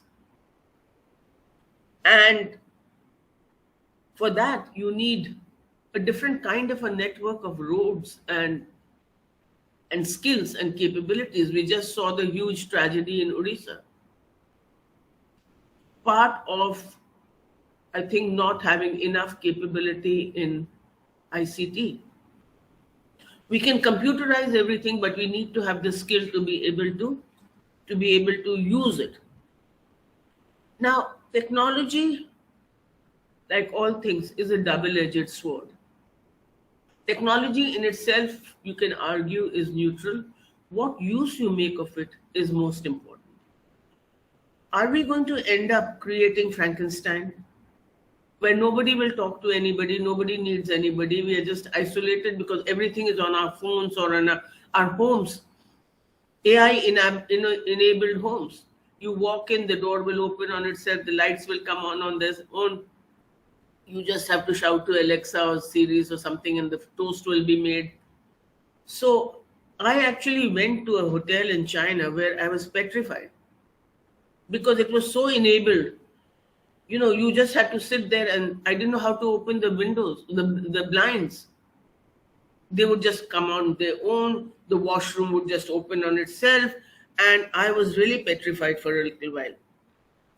Now, the NEP is trying to get rid of some of the rigidities and create a broad-based education. It is also talking about multiple exit points, multiple entry points. It is also talking about a digital bank for the credits earned. It is also talking about how you need to do only a certain percentage of courses in your own institution, and the rest can come from another institution. How does it all work, and where does it all work? That is something we need to ponder over. Now, when the pandemic started, I was mentoring, not heading, a vocational institution of girls below poverty line who were in the isolated or remote areas of Uttarakhand. When the pandemic started, they had no resources, they had no equipment. We had to send them back to their homes, but the classes had to go on.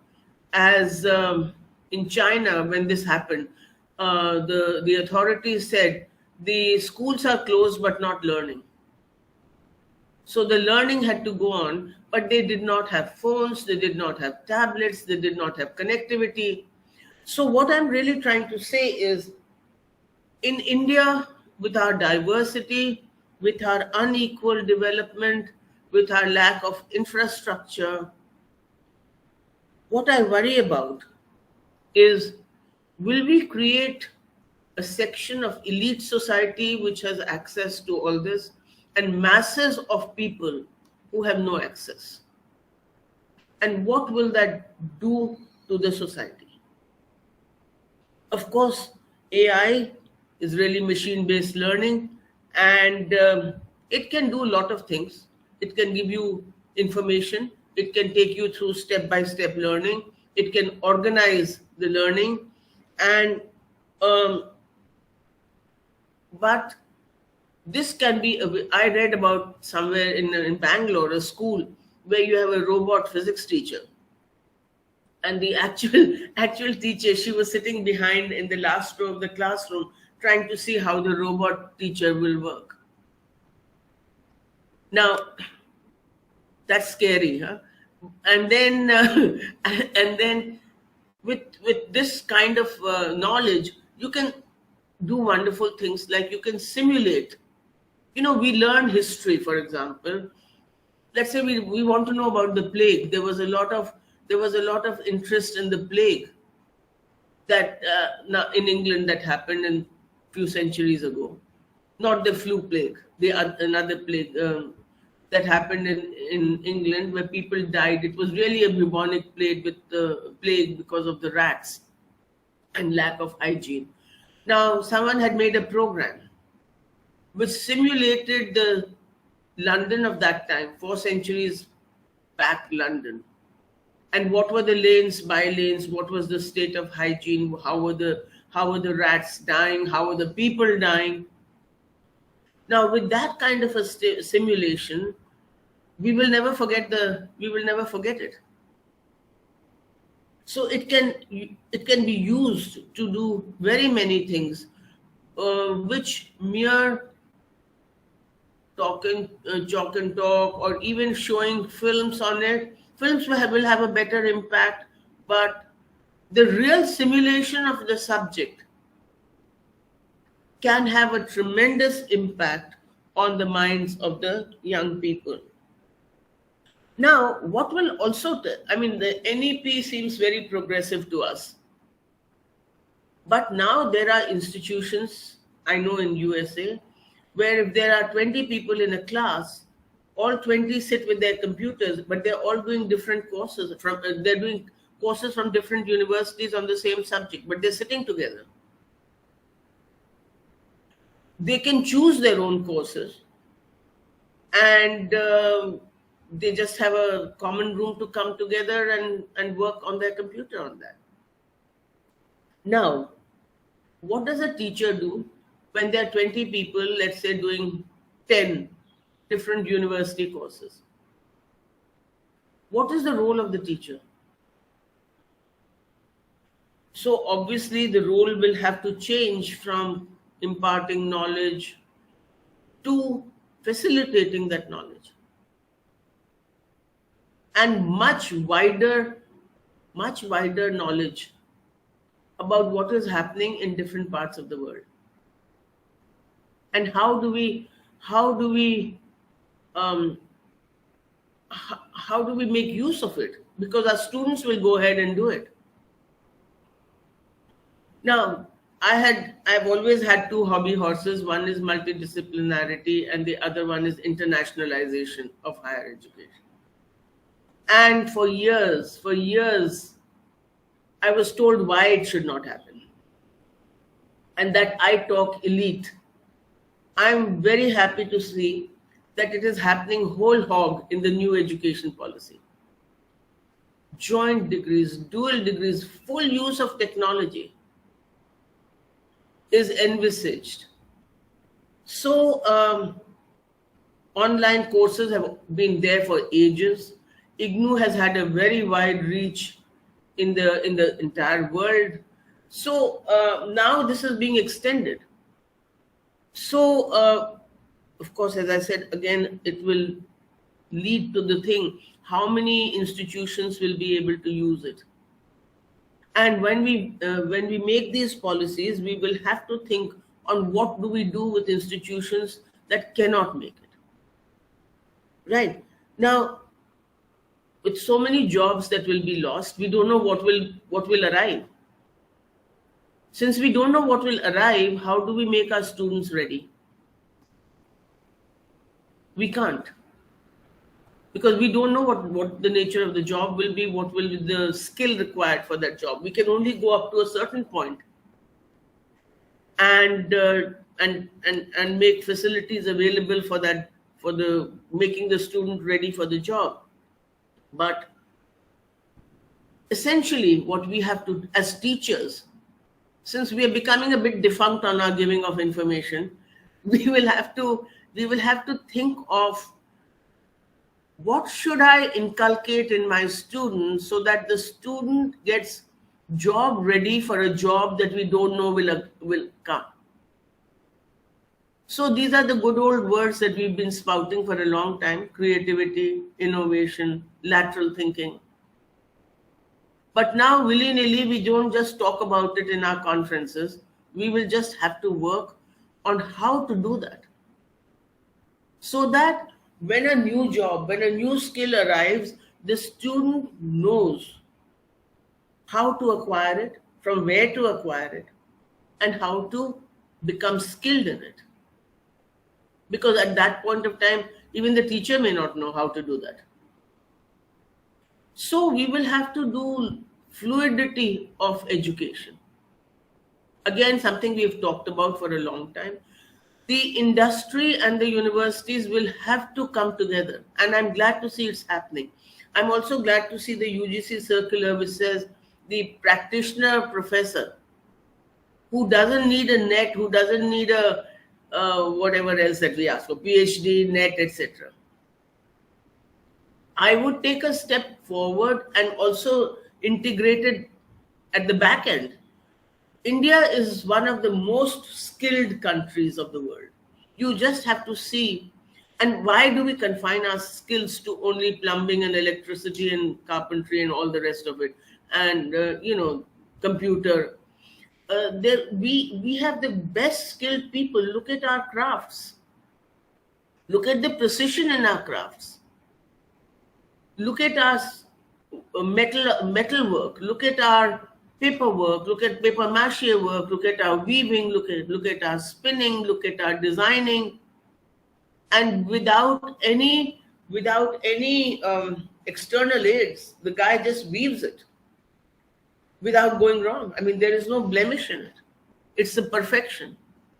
So I think we need to use AI. And of course, the NEP talks about Lok Vidya. But how Lok Vidya?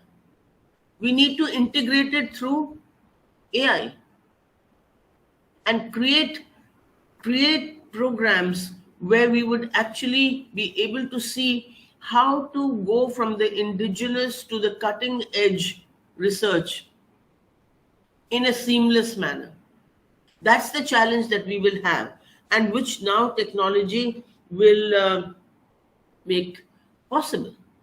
So really what technology will do is learning, research. We are already using this technology in research.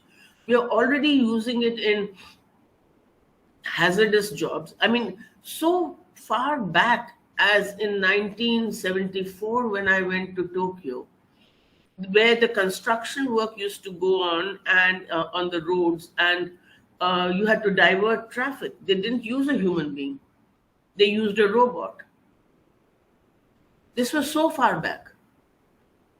Because it's hazardous for a human being to stand there and direct traffic. I've been working, Professor G.D. Sharma knows about it. I've been working on a book which is now complete and into production on comparative, on higher education, a comparison between China and India.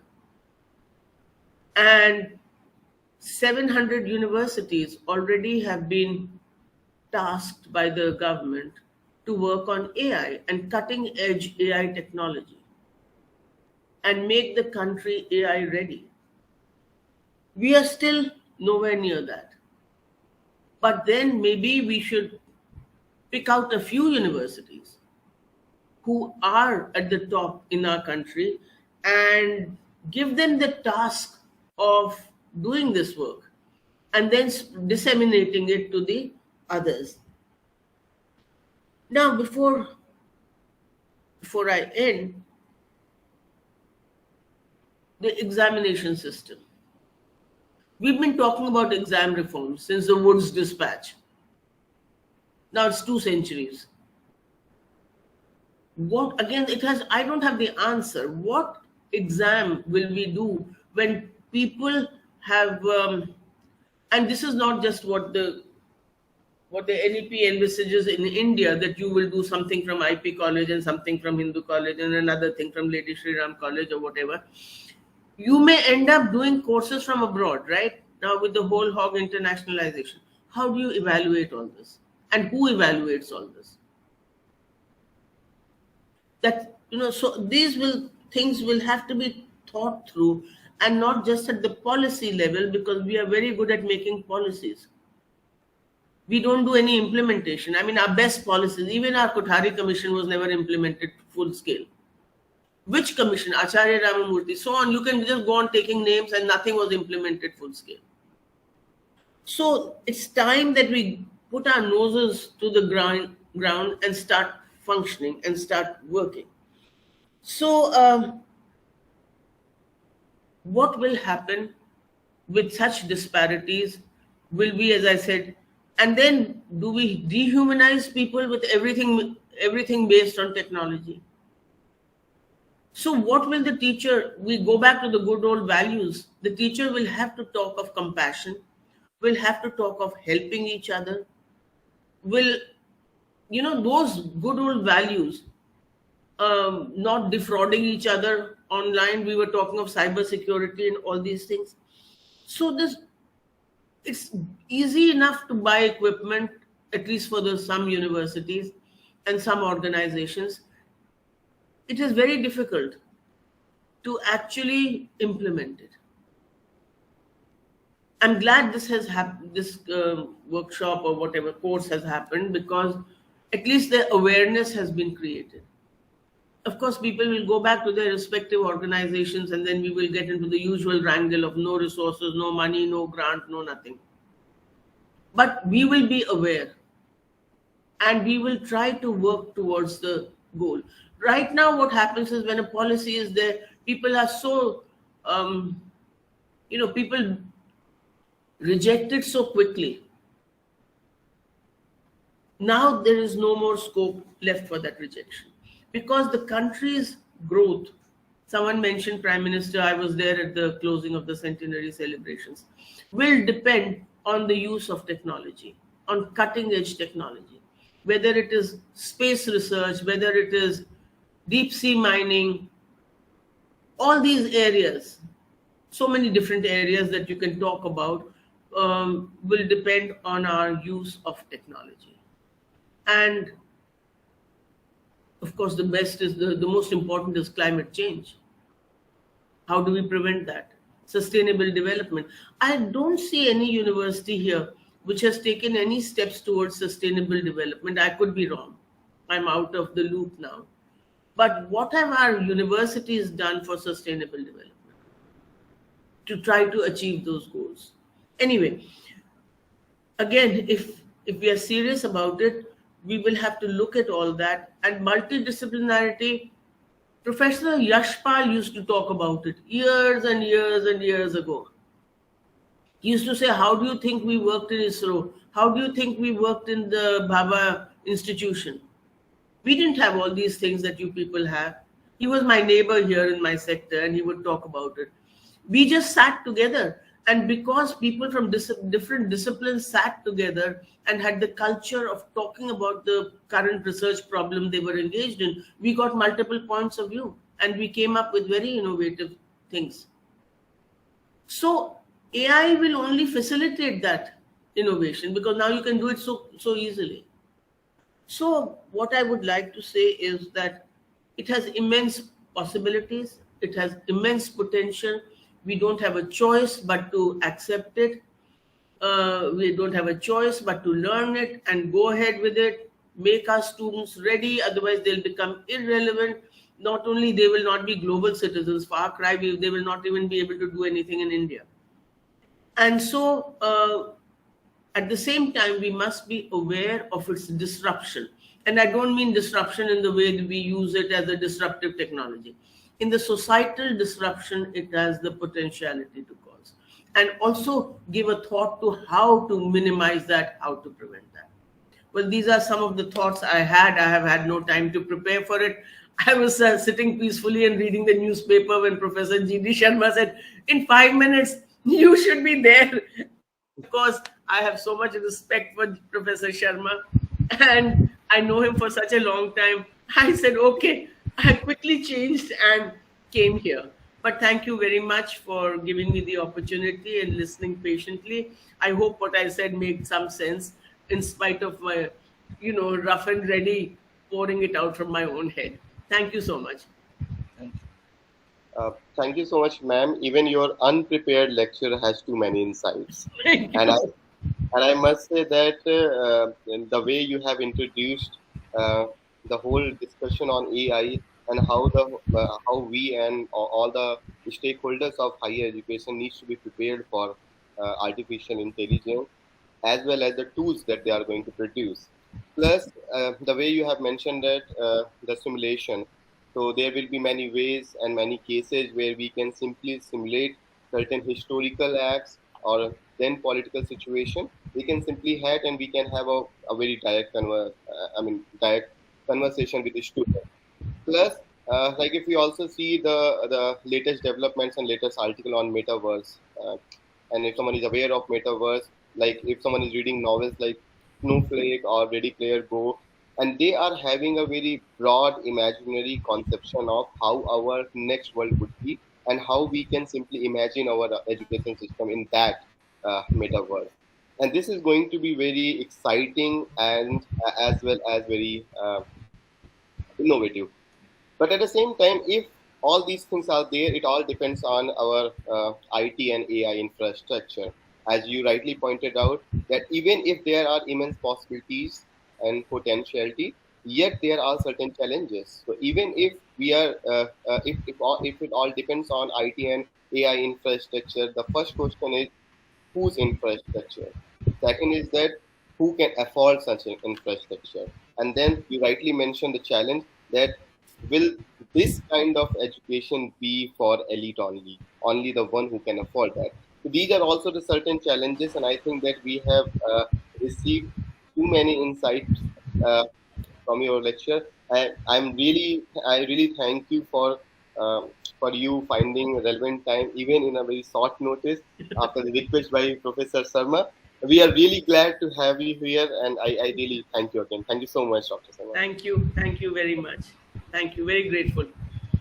Now I would like to invite Cheta to invite the other professor. Thank you so much. Thank you, Kavita ma'am. Thank you, Prashant. And I'd like to invite now Professor G.D. Sharma, who has been a mentor figure for all of us and who has guided us very well on how to conduct this FDP. And we are indeed grateful to him. And today we are eager to listen to the concluding remarks from G.D. Sharma, sir. Sir, please take over. Thank you very much, Dr.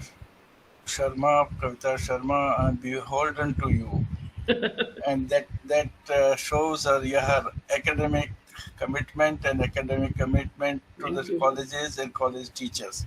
I just requested her that it's hardly 5 minutes time, and her commitment to academic, her commitment to development colleges immediately agreed of beside my request, and the way she expressed her thought are really covering the whole 1 week program which we had the participant undergone. She discussed about the AI, she discussed about the challenges, she discussed ways how things work, and she also shared the experiences she had where how this latest development in technologies is really petrifying to us. When she spoke about the China experience, where they are really before you land in the China, some car would be waiting for you. It's a self-driven car. It will take you to hotel where you are. So this all in a simple and effective manner. You are really covered larger ground and explain the people the challenges which the teachers are facing. At the same time, big opportunity for them to really undertake. I'm really beholden to you, and you are effectively covered all the ground. I really congratulate you for without. It's better to sometimes I feel not to have time to prepare. It's unprepared lecture is much better than the prepared lecture. My friend Pant used to say, PowerPoint corrupt, power corrupts politician, PowerPoint corrupts academician. So if you are unprepared, you do much better job, and you have really done it. She shared a very interesting episode of Professor Jaspal. There was a problem of remote sensing, and India did not have that technology of remote sensing. Then Professor Jaspal and some of the physicists, and they started working on the remote sensing. Then people from America said that, look here, how can you do the remote sensing? He simply replied, as you did in the earlier days, we'll do the same way. And remote sensing was developed by Professor Aspar and a group of the people. That's what the examples he gave, that how things can happen. You come together, you work together, and you develop that. As other people have done the same thing.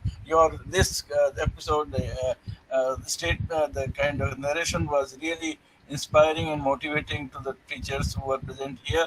And I must congratulate you and all of the people who are attending the program today. It was a most befitting valedictory address, and I must thank you and congratulate you for the same. Thank you. Let me also thank all the resource persons who have really shared their knowledge very passionately, very effectively, and professionally. I think every resource person very professionally shared their ideas and thinking. Much more learning for me has been, this is the first time ICF is organizing program with another ICF member college, Lakshmi College, and also the DU GAD TLC Center. We didn't have that kind of a combined or kind of joint experience in terms of dealing with the FDP. And this has given us a lot of learning how three organizations can come together and implement the FDP. And particularly, I must say, the kind of professional backup they have developed at GAD TLC is really good. And professional backup, which has been developed in the Lakshmi College, I was sometimes worried that whether it will happen in that way, but it has happened in a very effective and a very effective manner, and very sort of inspiring manner for all others. And I'm sure that this team which has joined in Lakshmi College, and the team which is working in GAD-TLC, and team working in the SEED ICF, Dr. Kavita Sharma is closely associated with SEED ICF, and also she is a member of the editorial board of College Post, which we are publishing quarterly. So it is a great honor for me that she has joined today, and other of you, other members, and then contributed a great deal in the process of implementing this program.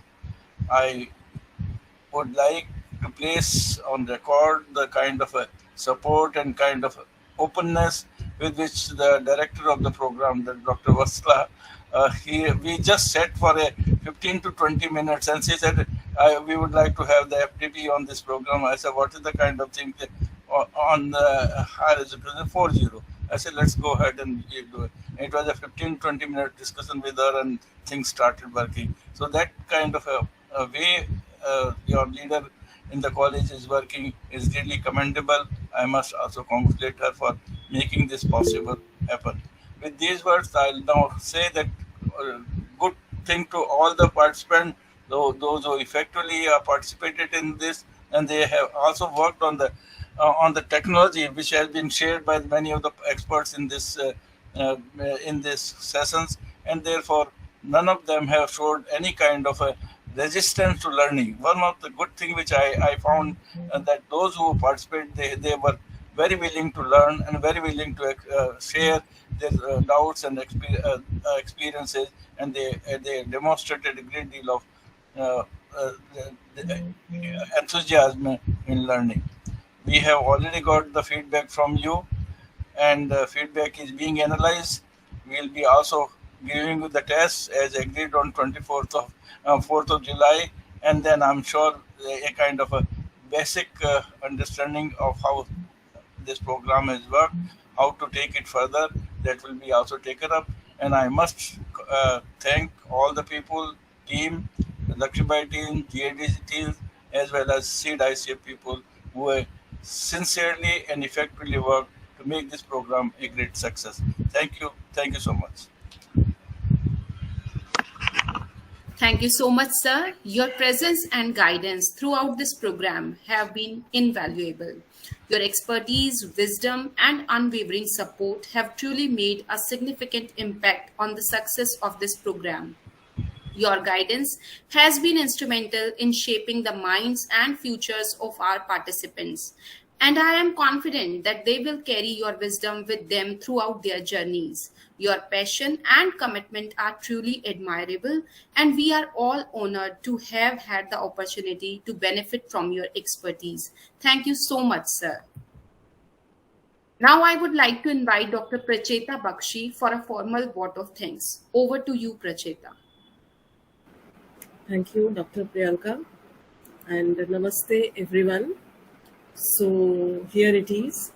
I feel honored to propose this formal vote of thanks on the behalf of Lakshmibai College, Indian Colleges Forum Seeds, and Guru Angad Dev Teaching Learning Center.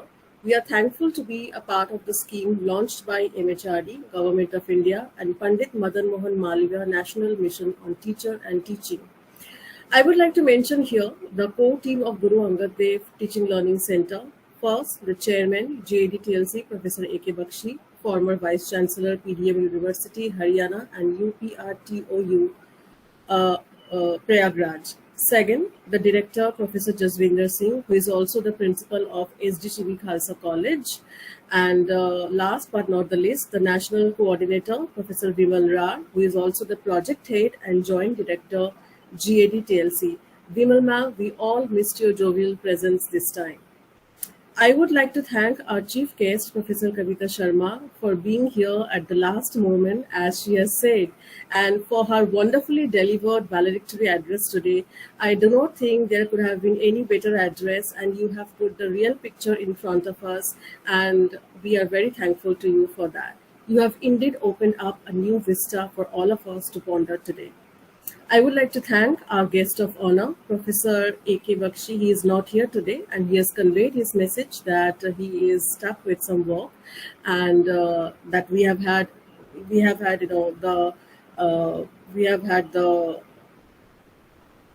been lucky enough to have him, in our earlier sessions. But Professor Jaswinder Singh is here with us, so I'm thanking him for taking out time today and joining us and gracing the concluding day.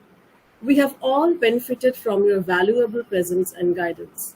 Further, I would like to express my deep sense of gratitude for the Program Director and Innovator Community Outreach, Professor Pratyush Vatsala, Principal of Lakshmibai College, for your initiation of this FDP. Program Advisors, very senior faculty members, Professor G.D. Sharma, especially for your role as a senior mentor for the entire organizing committee, and Dr. R.C. Sharma, especially for taking care of the technical front. Program Coordinator, LBC, Professor Anita Malhotra ma'am, for making exceptional efforts in order to organize this workshop, and Program Coordinator, ICF, Dr. Reshma Bhatts, for making everything fall at place. Without your guidance and insight, this FDP would not have been possible. I would like to thank our eminent speakers and other prominent people present for sparing their valuable time for us and gracing this event. The speakers have been Professor G.D. Sharma, Professor K. Ramachandran, Professor K. Srinivas, Professor R.C. Sharma, Dr. Vandana Gulia, Engineer Rahul Agarwal, Dr. Snehal Moghe, Dr. Kapil Modia, Professor A.K. Bakshi, Dr. Reshmi Jain, Professor Haritma Chopra, and Professor M.M. Pant. This FDP was conducted on a paradigm shift and challenges faced by the teaching community, and all of you with your own designated areas of specialization have enlightened and empowered us so that we can embrace the transformations proposed by National Educational Policy 4.0. As one of the academic organizing member, I would like to extend my sincere vote of thanks to my fellow academic organizing members, Dr. Priyanka Sharma, Dr. Prashant Kumar, Dr. Sumit Kumar Meena, for working round the clock in order to keep everything in order. And how can we forget our dear participants who attended every day with much gusto despite attending their professional call of duty? They have contributed with their relevant feedback and observations. You have been the backbone of our FDP. It is because of you that we have thrived, and we are indeed grateful and thankful to have received all those messages of appreciation. It has really boosted our spirit, and it actually makes me feel, at least I'm sure that all the other organizing committee members, they feel the same, that it's worth all the hard work which has been put into. It has come to fruition. So thank you all. I would like to express our sincere gratitude for all known and unknown hands that contributed to the success of this FDP today. I apologize if I have left anyone. I have tried to cover everybody. And once again, I thank you all for being with us. Namaste. And now I would have a request to all of you. If all of you can just switch on your camera, and we can take a screenshot. Prashant, could you do that from your end? The Reshma is there. Reshma, you can ask for the thanking. I can ask her. Actually, earlier he told me that she will not be able to do it. Okay, so okay, fine. She had a conversation. Yes, sir, that's why. Reshma, Pracheta, I cannot open anyone's camera, so everyone has to do that by default. No. I'm saying if you can just do it from your end, if you can take the screenshot. I mean, if everybody switches on their camera, and we can have a group photo, a virtual group photo. That's what I'm suggesting. So, Professor Sharma, can you please open your camera? Yes, sir. G.D. Sharma, sir, please open. And others also, I request, are the other participants. Yeah, so. Thank you, sir. Thank you, sir. Thank you. And we can have a group photo together.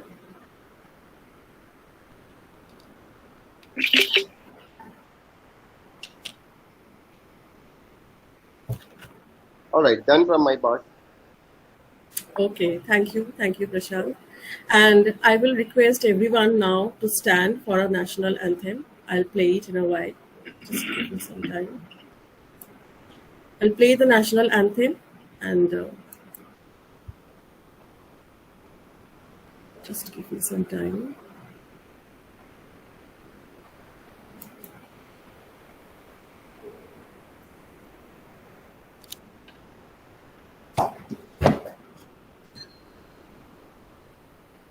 जनगण मन अधिनायक जय हे भारत भाग्य विधाता पंजाब सिंध गुजरात मराठा द्राविड़ उत्कल गंगा विंध्य हिमाचल यमुना गंगा उच्चल जलधि तरंगा तव शुभ नामे जागे तव शुभ आशीष मांगे गाहे तव जय गाथा जन गण मंगल दायक जय हे भारत भाग्य विधाता जय हे जय हे जय हे जय जय जय जय हे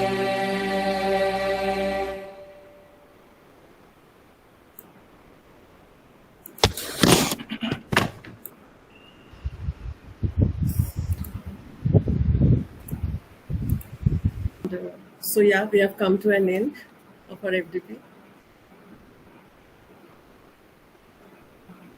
Can I have 3 cheers for all of you? Yes, ma'am. Thanks to all of you who have been so supportive. Anita ma'am especially, I mean, who had been guiding us at every given point of time. So really, really thankful. I think we have to be grateful to Professor D.D. Sharma sir. He is Absolutely. Absolutely. That's why. The He Professor is a major Sharma. figure for all of 3 us. cheers for him as well. Many, many thanks. Yes, for D.D. Sharma sir, 3 cheers for him as well. Sir, please have your camera on. We want to talk to you for a while. I have discovered a good team within Lakshmibai College. Very good team, very Thank you professionally so much, committed sir. people, and I must congratulate all of you. And I particularly congratulate Alkaji because at this age she said that I'm retiring and then I'm still learning. You are a message for I everybody. acknowledge that, sir, because seeing you people, you are our guiding force. You are a message for everybody. You know, long back when I was doing a review of academic staff colleges in Maharashtra, some of the person that I'm retiring next month, and I attended the program, and then I felt that yes, this program is very good, and therefore people are enjoying it, and they will take the message further and make a kind of a message, a role model to others. I'm really thankful to you, Alkaji, for this. And Dr. Anita quietly, systematically organized the people, worked together, and without any hassles. Let me tell you, otherwise people become very, worked up. Another thing, even at the last moment when we had a problem of